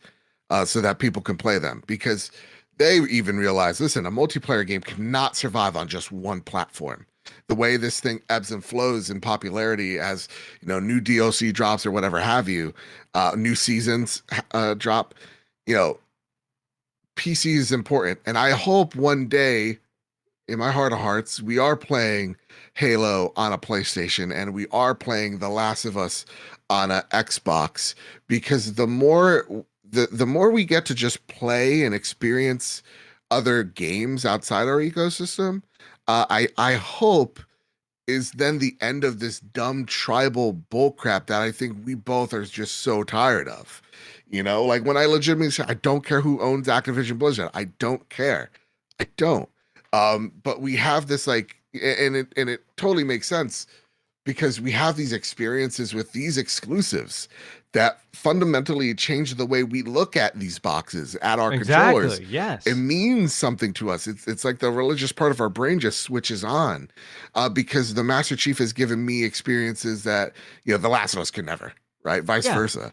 So I do see a day, I'm optimistic like you, that those barriers break, but it's not anytime soon. No, it's going to be a slow, It's arduous. gonna Like be I said, slow. shifting people. You joked about it earlier. I don't like change. A lot of people like don't like change, I don't and like it. getting someone to change, and getting, especially if you try to get them to change too fast, as we saw with the Xbox One's original pitch, be like, no, that got just absolutely clowned on. People because still don't like always online stuff. Yeah, You exactly. know? It's tough to get people's habits to change, and so it's going to be this slow process. But I'm of the mindset I don't care where a game is at this point in my life. I do not care where a game is. If I want to play the game, I will find a way to play it. But now it's gotten to the point where that's just really expensive for the average person. Dead Yeah. Planet here with the great super chat that I think really resonates with the current Xbox, and a lot of the frustrations that we see from Xbox players online is we stress that we know the mountain of IPs Xbox is now sitting on, Doom, etc. But the interesting part, or the shift, comes when the common gamer finds this out too. Yes, if you're online every day, if you're invested in the Xbox ecosystem, you're invested in the conversations of the games industry, you know what Xbox is doing. You know what Xbox is working on. You know they're working hard to correct. But if you are the average person who's not online all that much, you know the Xbox memes from Xbox One. You know the discourse of the people who were burned by the Xbox One launch and have kind of written off the Xbox platform. So again, that's a lot. It takes time. It takes a lot of time for Xbox to course correct that and shift that. But once a few big hits land and people are like playing Starfield, and that is a massive juggernaut, and everyone's like, damn, this game is good. And then you say, oh, that's on Xbox. And like, oh shit, I haven't played Xbox in a while. Let me go get caught up with what they're doing. And if you can do that a few times, and you can do that repeatedly, that narrative and that dialogue shifts for everyone, not just the people invested in the space, but the average person who represents a majority of the business. We are a fraction of the people who are on Twitter, listening to gaming podcasts, engaging in these conversations. We are a small percentage of the people who play and buy video games. I love y'all, by the way. Yeah, exactly. and I think that's it's it's people like my brother who were burned by the 360, that were burned by the Xbox One's reveal, that they need to win him over, because even right now, even with all there's so much skepticism out of him when he's talking about Xbox. And this is from a guy that was never a big PlayStation dude, So there is like these things that Xbox does have to break. And hopefully that starts with Redfall. Maybe, you know what? We look back and go, it started with Hi-Fi Rush, it continues with Redfall, and it continues with Starfield. Let's go. And baby. And Hellblade 2 and all that jazz. So yeah, consumers, you're right. The marketplace is going to shift once the common consumer goes, even if it's just like, oh, Starfield's on Xbox, all right, whatever. But then there's going to be a game that comes along like Fable, go, oh, Fable's also on Xbox? Oh, and then also Hellblade's on Xbox? That Starfield game I heard a lot about, I heard it was good. All right, I'll check it out. Like, that's how most people are going to go out and buy or be part of these ecosystems. And what Xbox's job and what they're trying to do, it's just a different way of thinking from Sony's way of thinking. It's going, okay, this box is great, but we are never going to get out of third place, right? The only way to grow is we break down these barriers. So we're going to put our games on PC. We're going to put our games on, TV screens, but we're going to have them still on an ecosystem because it's going to be an app on the corner. That's how we're going to break through. It's by breaking the wheel. Yeah, exactly. And we're going to go to where people are. We're not going to force people to come to us. We're going to say, all right, we have cool stuff. We're working on cool stuff. We want you to see what we're working on. Where are you at? Are you on PC? Cool. We'll bring our stuff to PC. You want to play on your phone? All right, we're going to bring stuff to your phone. Like, that is the smartest thing that Xbox is doing, is because they understand that they can appeal to more players. Like, especially, as you touched on, there is a cap to the console. There is a hard cap to the console space. And if a lot of players are already set in their ways when it comes to PlayStation or Nintendo or if and again, a lot of us do get set in our ways. All right. We all do it when it comes to something. If a lot of people are already set in their ways, there's an entirely new audience and demographic that you can pull into your ecosystem that, quite frankly, PlayStation and Nintendo have not really been tapping into. Yeah. And again, I think we see Sony do it more experimentally, and of course with their games as service games going forward. So I think that's going to be the bigger way that they dip into that pool. But I think Nintendo, man, the only reason why I'm so skeptical on Nintendo is I feel like they view their consoles as toys, and so they're just like, nah, this is a toy, and people are going to pick this up because it is Nintendo, because this is bigger than it all, baby. Yeah, Nintendo. Yeah. I commend them because fun is that's the entire mantra of their business. Mm-hmm. Fun. When we look at other, when we look at PlayStation and Xbox, yes, obviously fun is a factor, but fun is not the number one selling point of the business. It's power, it's performance, it's fidelity, it's all of this tech buzz. And Nintendo is on the opposite end of the spectrum where they don't talk about their tech buzz. Good Lord, nobody wants to hear about the tech buzz. They want to hear about the fun factor. And so again, I agree. I think that's like this wildly different approach between Nintendo and then PlayStation and Xbox, who are more competing head to head. And that's why when it comes to the legal discussions, a lot of people are looking at the PlayStation versus Xbox market share, and not including the red in the portion of those graphs. Mm-hmm. And that's the other thing too is Nintendo used to be in that lane when there was a Sega, when there was an Atari Jaguar, but they're no longer in it. They won that battle. They won that war. So, if they were competing on the level of which their games were, like we saw Gore and Zelda. How cool would that be? Link's collecting heads, that. Then you would see them boast about power. Then the hardware wouldn't be anemic. But because they don't, because they have just such a stranglehold on that market, and you see the other two kind of dabble in it a little bit, but Nintendo just owns. They don't have to really do much to get people through the door. I know so many people that own a PC that then also just own a Nintendo Switch afterwards, because they're like, that's the exclusives that actually resonate with them so much more than a game like The Last of Us or a game like Halo or whatever have you. So Nintendo has this religious power it has over folks that it's crazy. Yeah, it's powerful, as we've seen with Disney and Marvel. That legacy has weight, and those memories that you pass on to your children, and those children pass on to their children. That stuff has weight, and that's kind of the legacy that Nintendo's established, and that's why they have the leverage with some of these IP.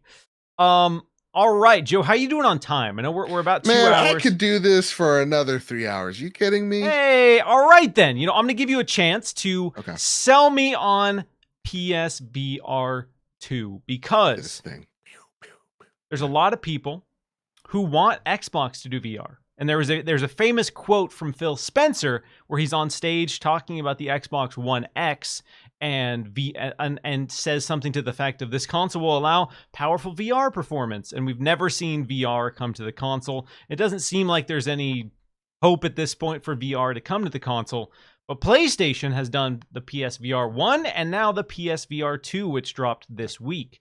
So in your experience, I want you to frame this in a way that sells me on it and sells Xbox on the idea of this being something that they need, or maybe they don't need. I'd be curious to hear if this is something you think Xbox needs at all on their ecosystem.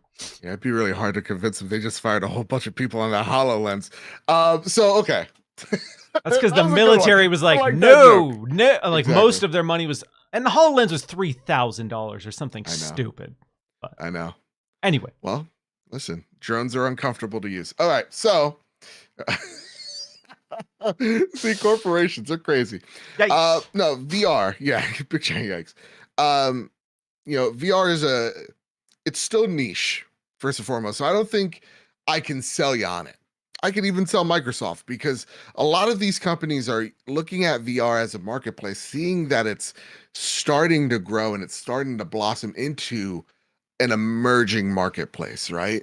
But a lot of these companies, including Sony, are pouring money into this, hoping that for one day, this will pay off for them.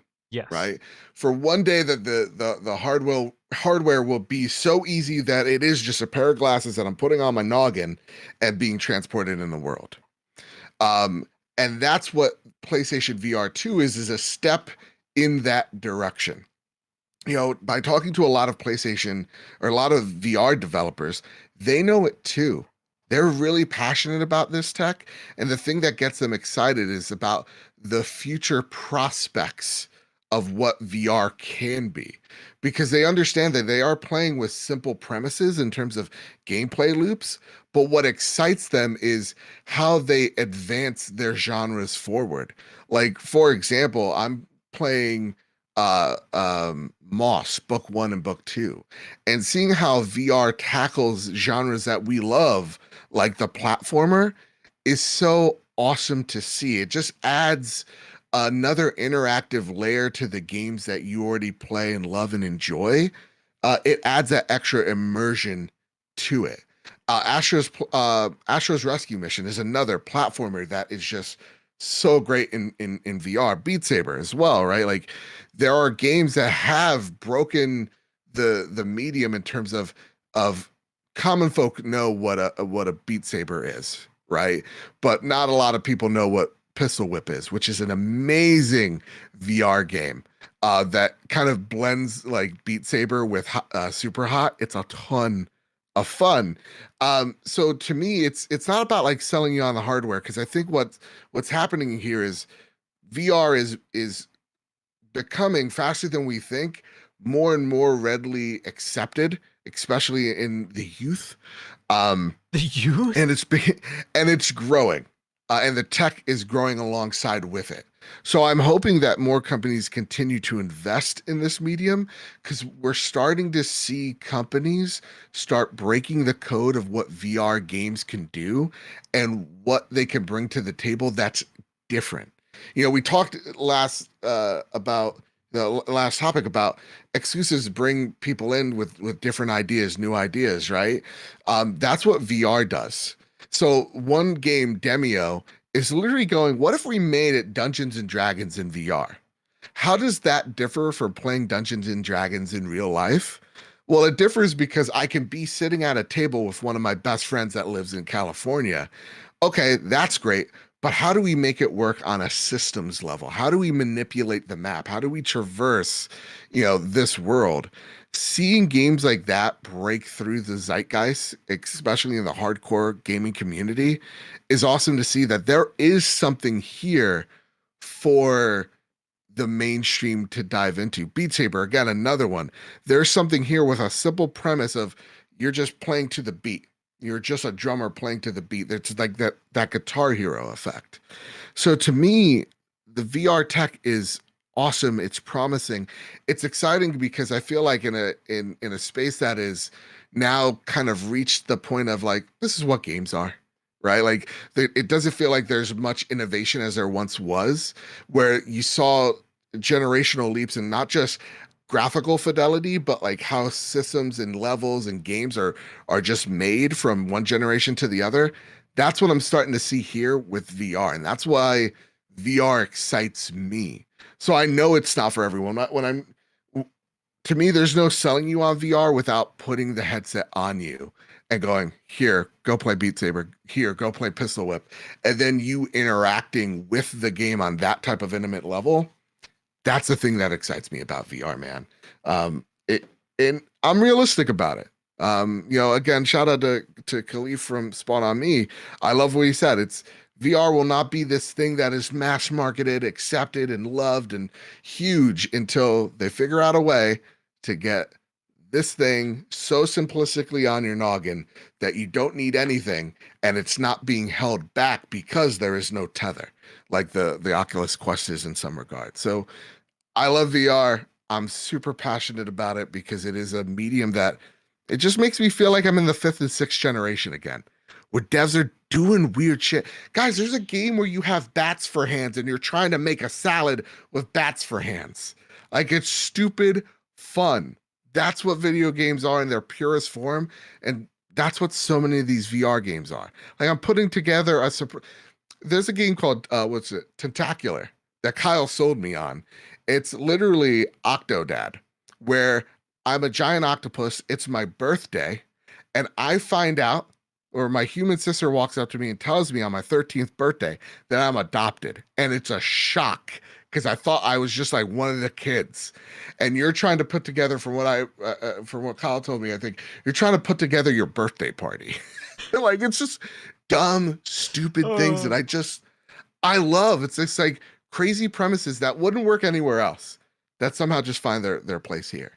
And then of course you got like your Horizon Call of the Mountains that just bring you into the worlds that you love. Like seeing the vistas firsthand, when I'm like climbing and scaling a mountain and just seeing that scale in front of me just blows my mind. So that's it. That's my TED Talk. Should you go out there and buy PlayStation VR? Probably not. It's really expensive.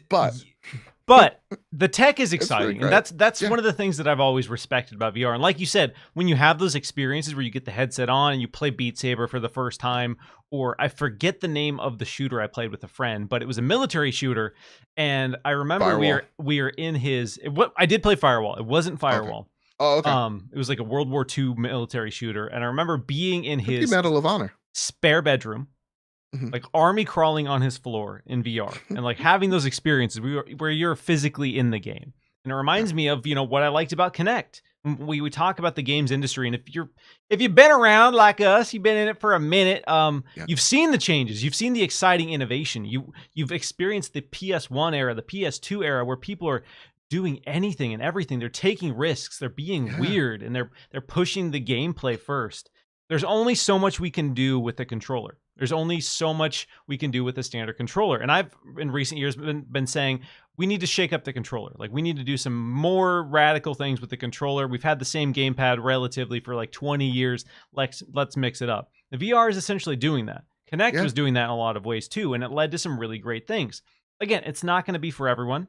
I don't think there's a world where everyone's going to want to be physical when they play a game. That's just a hurdle. But it opens up some exciting possibilities. And like you said, when it gets to the point where it's cheap, you can just slap it on your head and you're good to go. I think that is when VR has a chance to be a wider spread success. But you can't start there.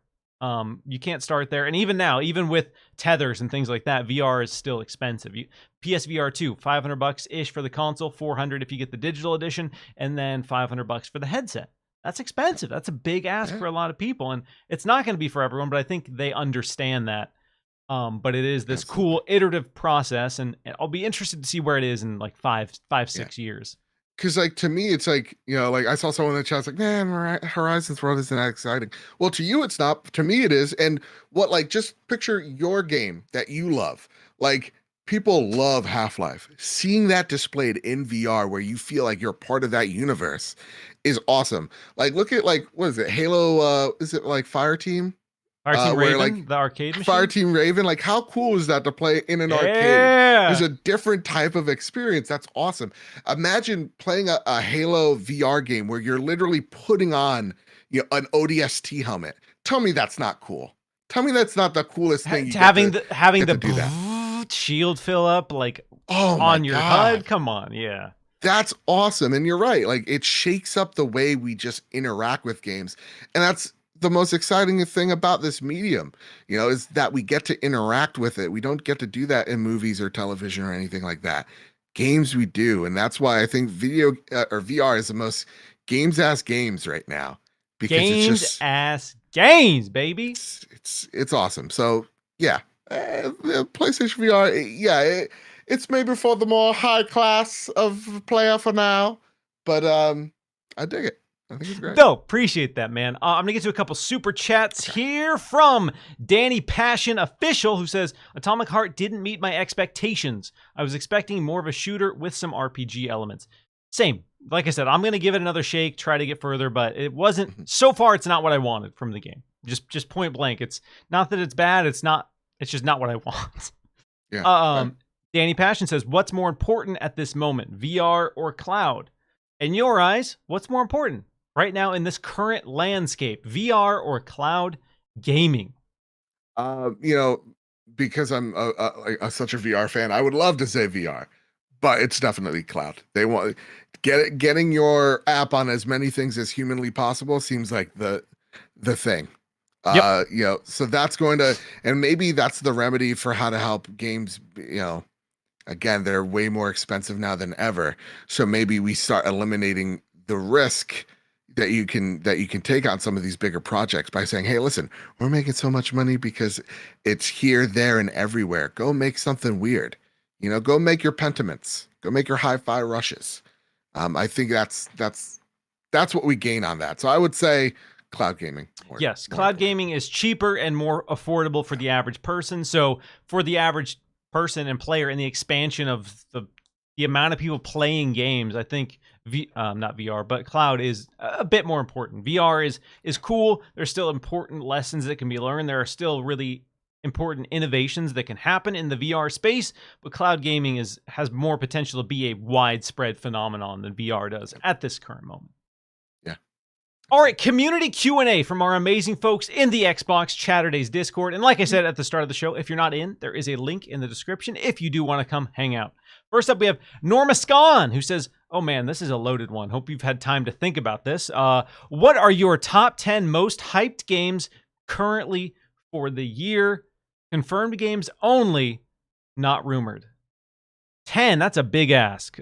Big ask. We'll do 10 between the two of us. So try to think of 5, and I'll try to think of 5. I got some. Okay.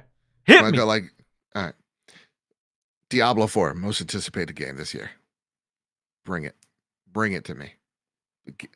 Come on, let's do it. Diablo 4. I'm with you. Big fan of 3. Love 2. Give me more Diablo. I bought Diablo 3 times. Bought it on 360. Bought it on Xbox One. Bought it on Xbox. Wait, no. Yeah. Xbox One. So, yeah, 3 times. The holy trinity of Diablo 3. Oof. Yeah, I think I did too. So I bought it on PC, Xbox, and PlayStation, I think. Diablo 4, with you there. What's next? What else you got there? I mean, I have to get it's Spider-Man. Spider-Man 2. Ooh, Venom, dude. Venom. Oh my God. I haven't finished Spider-Man 1, but knowing that Venom is in Spider-Man 2 is going to get me to go finish the first one, because you do Venom in 2 and then you give me Carnage in 3. That's it, baby. I'm set. I couldn't ask for anything else. And of course, there's one thing that I love more than video games. That's a good Star Wars. And knowing that a Star Wars has a video game, I don't know if you heard of this, called Star Wars Jedi Survivor. They're doing Star Wars video games now? Dude, very risky stuff that they're pulling off here. Small IP, I get it, but this is a risk I'm going to back. Wow. Yeah, it looks good, man. This looks exactly what I want. Getting that beard, letting you know he means business, all right? Losing the poncho, getting a daddy beard. Let's do it. All right, so that's 3. What do you, right? Diablo. I'm at 3. Spider-Man. Star Wars. All right, this is an Xbox show, so let's talk about pander. The true. Let's pander a little bit. But before I pander, I will insult. Starfield doesn't do it for me in the slightest. I don't know what you guys see in it, but I'm happy that you see something in it. Now here comes the pander. The true studio that needs its flowers, that deserves its flowers the most, that I have faith in, seeing the gameplay I have faith in. I don't care that it's always online, because guess what? I'm always online. Let's talk about Redfall. Redfall, Arcane Studios never misses. Deathloop was incredible. Dishonored as a series is incredible. I didn't dig Prey, I'll be real. But I know everybody and their mother loves Prey. But the one thing that Arcane doesn't get is the love and the moment, because their games don't hit as high or don't resonate as much with the common player for some damn reason. They're one of the best developers when it comes to level design, bar none. So to see them take a co-op game, a co-op shooter, and with their level design, with their expertise, I'm excited to see Redfall. I'm excited to play it, get it in my hands. May, let's go. Let's go. All right. Number 4. Number 5. Number 5. Number 5. Let's see. I gotta really think about this. Shout out to Sean Capri in the chat. Again, I love trolling him any chance I can. I don't know if he's still here, but I did say Metroid Prime Remaster was going to be one of my most exciting games. He's like, that game's never coming out. It is. It's in our fantasy critics, the reason why we're winning. But it's a toss-up between 3 games. You get to pick, okay? Legend of Zelda, Tears of the Kingdom. That trailer did not convince me, but I did enjoy Breath of the Wild, and I am a Zelda stan. Resident Evil 4 remake. I'm not as high as Resident Evil 4 as everybody else is because I literally played it 2 years ago. Oh, it's the first time I played it. Okay. But seeing the last trailer, I'm like, this is doing for most people what the Dead Space remake did for me, because that is my favorite horror game. So I'm really excited for it. Like, it's the last trailer sold me. And then the last one is a JRPG inspired game, Sea of Stars. Oh, Sea of Stars is that demo was incredible. Gorgeous. Ooh wee. Some big Chrono Trigger vibes. Dude. Yeah. All right, so I'll hit you with my 5, and then we'll try to settle on this. Number 1, first and foremost, Resident Evil 4 remake, y'all. I'm sorry. I've joked about it. I know that there's the March fielders out there, the people who still think Starfield is going to drop in March. It's not, guys. Come on. Stop embarrassing yourselves. First off, it's not. But even if it did, I joked about this. And I guess it's not even a joke. If Starfield comes out in March, it's dead to me. All right? March is designated for Resident Evil 4 remake and Wo Long. If you ain't those 2 games, I don't care what you are in March. I don't care if Starfield dropping in March, because Leon and his luscious mane, his gorgeous tight leather pants that you get with the deluxe digital edition. Yeah, I'm buying it. I'm paying $10 for virtual pants for Leon. All right. Who isn't? I'm doing it. What? Who isn't? Who isn't going? Oh, okay. I was gonna say, yeah. Who isn't? Yeah. Who isn't splurging for those leather pants? All right. I get thoughts. I see Leon. I'm like, I kind of get it, you guys. I kind of get it. Him and Ada Wong. Is there? It's not a coincidence that all of the best Resident Evils, ignoring 6, have Leon. All right, 2 and 4 are the 2 best Resident Evil games. Yeah. Period. So yes, Resident Evil 4 remake. Let's go. I'm also stoked for Redfall. Yes. I've talked about horror. I've talked about co-op, Arcane. Again, they've put out amazing games that haven't sold well. That's the hard reality. None of their games have sold well. And I want Redfall to be their smash hit, and I hope it is. It looks great. I'm so ready for it. Let's go. Number 3. I guess this isn't in any particular order, but Tears of the Kingdom, y'all. I know not everyone loves Breath of the Wild. I know some people are sick of Breath of the Wild, but Breath of the Wild was a huge transformative moment for open world games. Whether you want to accept it or not, it was an inspiration for Elden Ring. I was going to say, like, love it or hate it, Elden Ring exists because of it. So. Exactly, yes. Breath of the Wild, and even Grounded, for you Xbox fans. I've talked to the developers. I know firsthand Breath of the Wild was a major inspiration for Grounded. So it has influence over this entire generation. So excited to see Tears of the Kingdom in action. What else is on my list? Oh, this is a weird one. No one else is going to have it on their list, but Killer Clowns from Outer Space. Oh my God. The game. Why does that game exist? Answer me that. Why does it exist? I have no idea, but shout out to that movie, because as a child, it scared the living crap out of my cousin Carlos. So shout out to that game for giving my cousin Carlos the irrational fear of clowns. He's petrified of them because of that. Oh, dude. And then I'm also going to give an indie shout out for my number 5, The Plucky Squire, which is one of the most fascinating, interesting, and instantly compelling game trailers I have seen in the last 10 years. I have never been so enamored by a reveal trailer. Or I shouldn't say I've never been. It's been a while since I've been so enamored by a reveal trailer for a game. That game is doing so much. It looks so beautiful. There's so much color, so much style, so much gameplay variation. I hope that game absolutely crushes because it looks so good. Yeah. There we go. That's 10-ish together. All right. One more. I'm shaking over just the Killer Clowns for Outer Space. I gotta spring. No, yeah. Again, no one else in the world is gonna have it on there. But come on, dude. The fact that we live in a timeline where there is a Killer Clowns from Outer Space video game in the year 2023. I mean, sometimes I look at the world and existence and say, I don't know, man. But then I see Killer Clowns from Outer Space get revealed and say, okay, we are still doing some good. Humanity is still doing some good. Yeah. Fair. Okay. Goldshell says, this is going to sound weird, but hear me out. Banjo is being mentioned a lot because of Zelda comparison and Nick Offerman's video game addiction back in the day. Gives someone hopes of a Banjo-Kazooie revival in some fashion. My only fear of the ABK acquisition is, am I alone in thinking that if the deal passes, Microsoft would permanently abandon Banjo-Kazooie and go all in on Crash Bandicoot? Do you think that's a concern? Do you think that if this deal closes, they'd say, sorry, Banjo, we don't want to play with you anymore. We got Crash Bandicoot. The Bandicoot with jeans. Yeah, no, Crash was never good. Whoa, okay, slow down. Crash was never great. You're a PlayStation guy for one, so that's illegal for you to say. And secondly, I get a lot of crap. Crash Bandicoot 2 and Warped? Oh, those games rip, dude. Those games absolutely rip. No. What? Yeah. What? I can't. I'm not a Crash guy. I'm sorry. I don't know what to say. There's something about, like, okay, I think when it came to Mario, because I was a Mario kid, right?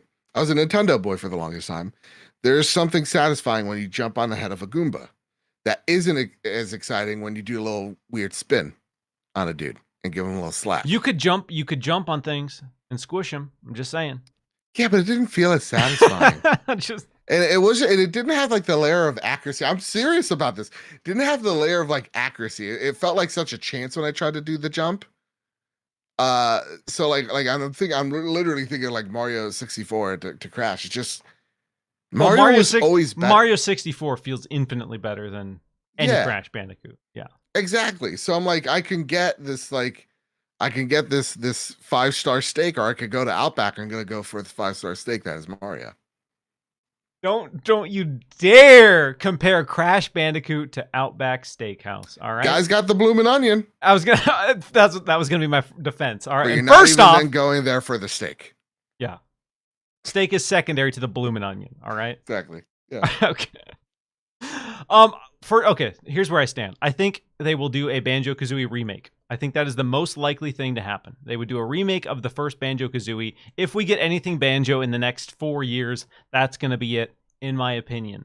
From there, they will gauge interest and see whether or not they want to do a full-on sequel or a reboot of Banjo-Kazooie if they find the right team to do it. Rare has no interest. Rare says, we do not care about most of our previous...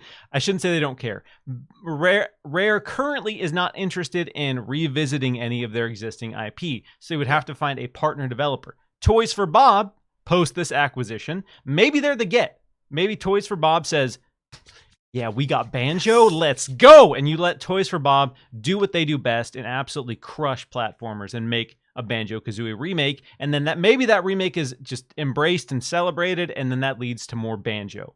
But right now, that's what I imagine is the main hurdle for us not having a Banjo, is finding a team that wants to do it, that Microsoft is going to let do it. Yeah. Let Rare keep doing Sea of Thieves, because Sea of Thieves is amazing. Their last update was huge for them. So like, if that is the future of what we can expect from Sea of Thieves, let them keep working on that game. Whatever. What's the other game they're working on? That's Everwild. Let them work on new things. While if Toys for Bob wants to work on work on a Banjo game, let them. Because I think they're the obvious pick of like who could crush this thing and hit it out of the park. Or bring back Vicarious. Take them out of Blizzard. Make it Vicarious Visions. You're here, baby. We're back. Blizzard Buffalo. No. Vicarious Visions. VV. Bring it back. I'm with you there. I'm absolutely with you there. Yeah. Okay. Danny Passion Official with a super chat that says, do we need a Gears trilogy remake like Capcom is doing with their Resident Evil and EA with Dead Space? Oh, like a remake. Like remake the Gears trilogy. Honestly, no. No. Those games still play really, really well in my eyes. I mean, Gears 1 got like the Ultimate Edition might as well be.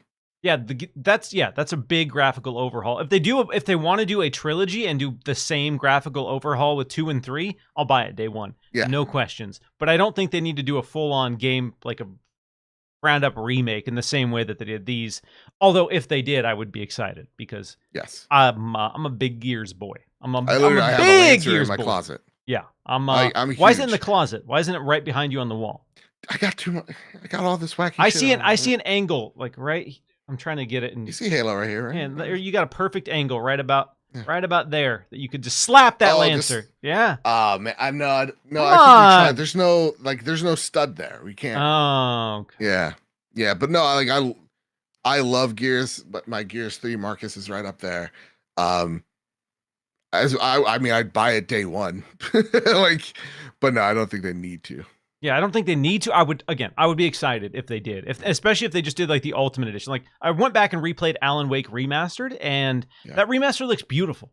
Sure, some of the gameplay is a little dated, but for the most part, it holds up pretty well to play. And I think Gears would be the same case. If you could go in, give it some graphical flourishes, really, really tighten things up there, I think it would be an amazing way to get a new audience to re-experience those before Gears 6 comes out. Because I think we're getting close to getting the reveal of Gears 6. I don't know if it's going to be this year, but I imagine we're not going to be waiting too much longer before we see what's next from the Gears of War franchise. That's right. Let's go. I'm so excited. I really do. I think that series has been shepherded so damn well by Coalition as well.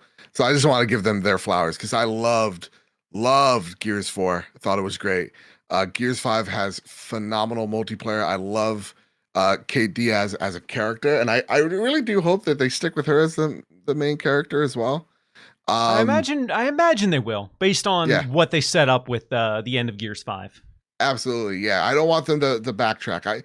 In fact, I think she should have always been the main character. But nonetheless, I love what Coalition has done with that series. Whatever 6 is, I hope that this is the Gears that kind of brings it back into the mainstream. Because Gears also has like a struggle of like its multiplayer identity of getting people in like Halo does, where like people are like, it's Nashers of War, and then people are like, but we like Nashers of War. Exactly. So, that's where I'm at. Hipfire Nashers all day. All right, feels so good. Crab walking's great. Oh, it was never a problem. Oh no, there's nothing more satisfying of turning a corner and then just blowing the guy up to smithereens, and you just see limbs. There's nothing more. Tell me. You're just showered with their blood. It's dope. Nothing is more satisfying. I'm sorry. Oh my god. And the headshot sound effect in Gears of War is one of the greatest sound bites in gaming. Oh, it's so juicy. I know they used a cabbage. They smashed a cabbage. That's it? I watched a little video featurette. They Gallagher'd it? They got a cabbage wet, I believe, and smashed a cabbage, like a full head of cabbage, and that's how they got that crunch. Damn. Makes me feel nice. Yeah. Joe, we're gonna wrap it up here. We've done quite a show. We've gone and had some big conversations about Xbox and PlayStation and the industry at large. And I just want to say thank you so much to everyone who tuned in live, who hung out, who engaged in the chat, who dropped super chats, who supports the show. And Joe, I want to thank you for taking the time to come hang out with me and have these conversations. Yeah, man. Thank you for having me as well. This was a blast. I'm sorry if I lagged a little bit because it was a little laggy on my end because my Discord was just like, I don't want to work. I'm done. No, you were okay. I think there's one moment where you maybe fizzled a little bit, but it wasn't bad. All right, good. Ooh, I was a little nervous halfway through.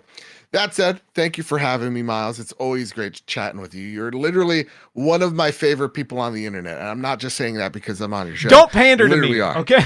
I'm pandering to you and only to you because honestly, following you on Twitter is such a goddamn treat. I even threw a GD in there because I mean it because there's just so much.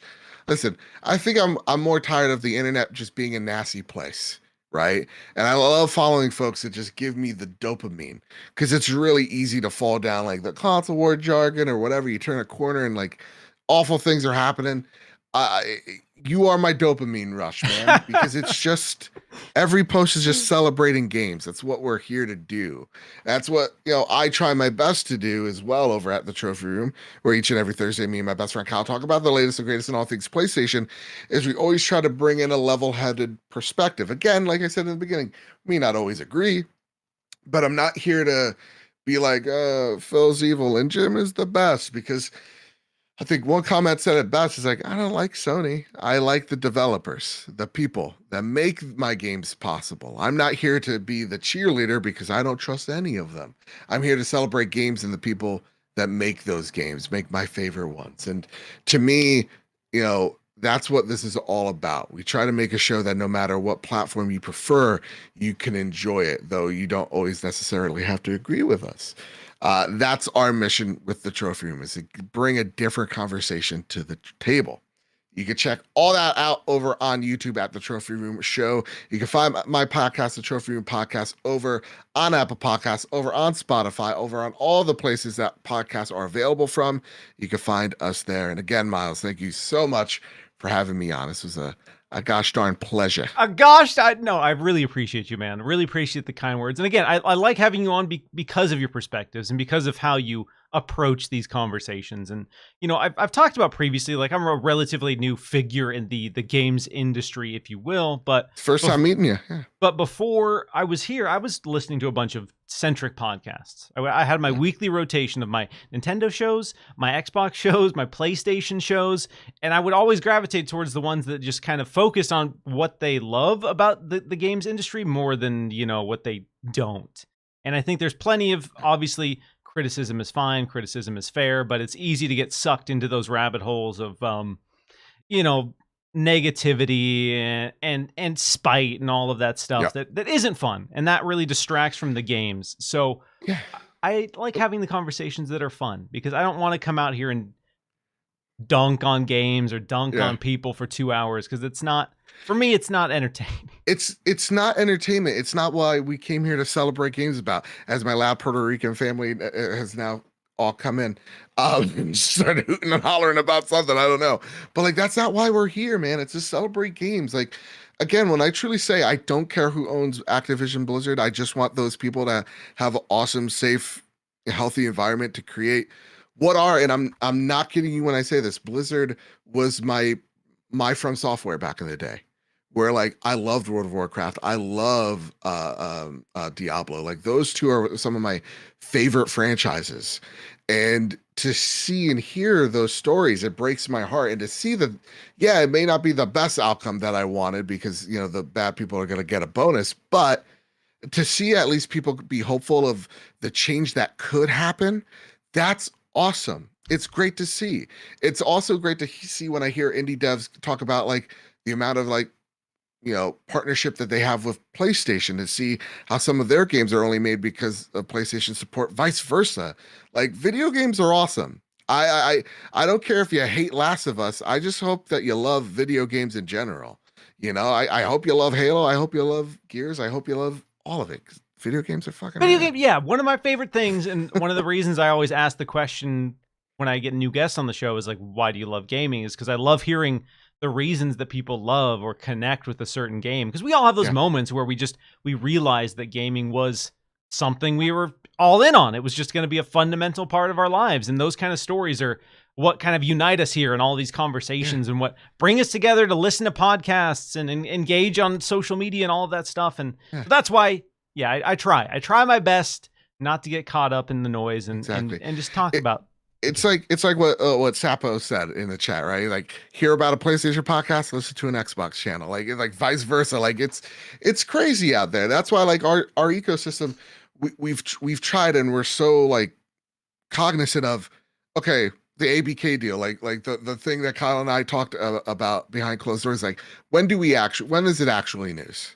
All right, when something actually major happens, not like a cool little like, oh, Phil says PlayStation smells type of stuff. Like, to us, it's important to cover the ecosystem and what's happening there. We don't need to expand and expound on the other ones, because people want to come to celebrate the thing that they love while hopefully being entertained, while also hopefully being informed. That's all the balance that I know you're trying to curate and we're trying to curate. And that's why I try my best to stick around with the people that try to do that, because that's how we get better conversations with each other. Exactly. That's why I'm so grateful. Like this chat and this community, almost 100% of the time, it never devolves into like people fighting. Like I've been on other podcasts, I've been in other podcast chats, and sometimes the chat is just, it's a hot mess of people just there who want the drama, want the heat, want the smoke, if you will. Want and that's the sauce, and not about it. Yeah, it's just, I'm a mild sauce guy. I mean, I like a little. I'm a hot guy. I do like a little. I do like a little spice in my life. Like a little kick. I like to sweat. Yeah. Once I'm sweating, that's how I know it's spicy enough. All right. Fair enough. But that's gonna do it for this week's episode of Xbox Chaturdays. Appreciate you all tuning in. Appreciate you, Joe. Next week we will have on the illustrious, the beautiful, the handsome Sir Jeffrey Grubb of Giant Bomb. So let's have some fun. And we will catch you next week. Have an amazing weekend, everybody. Take care.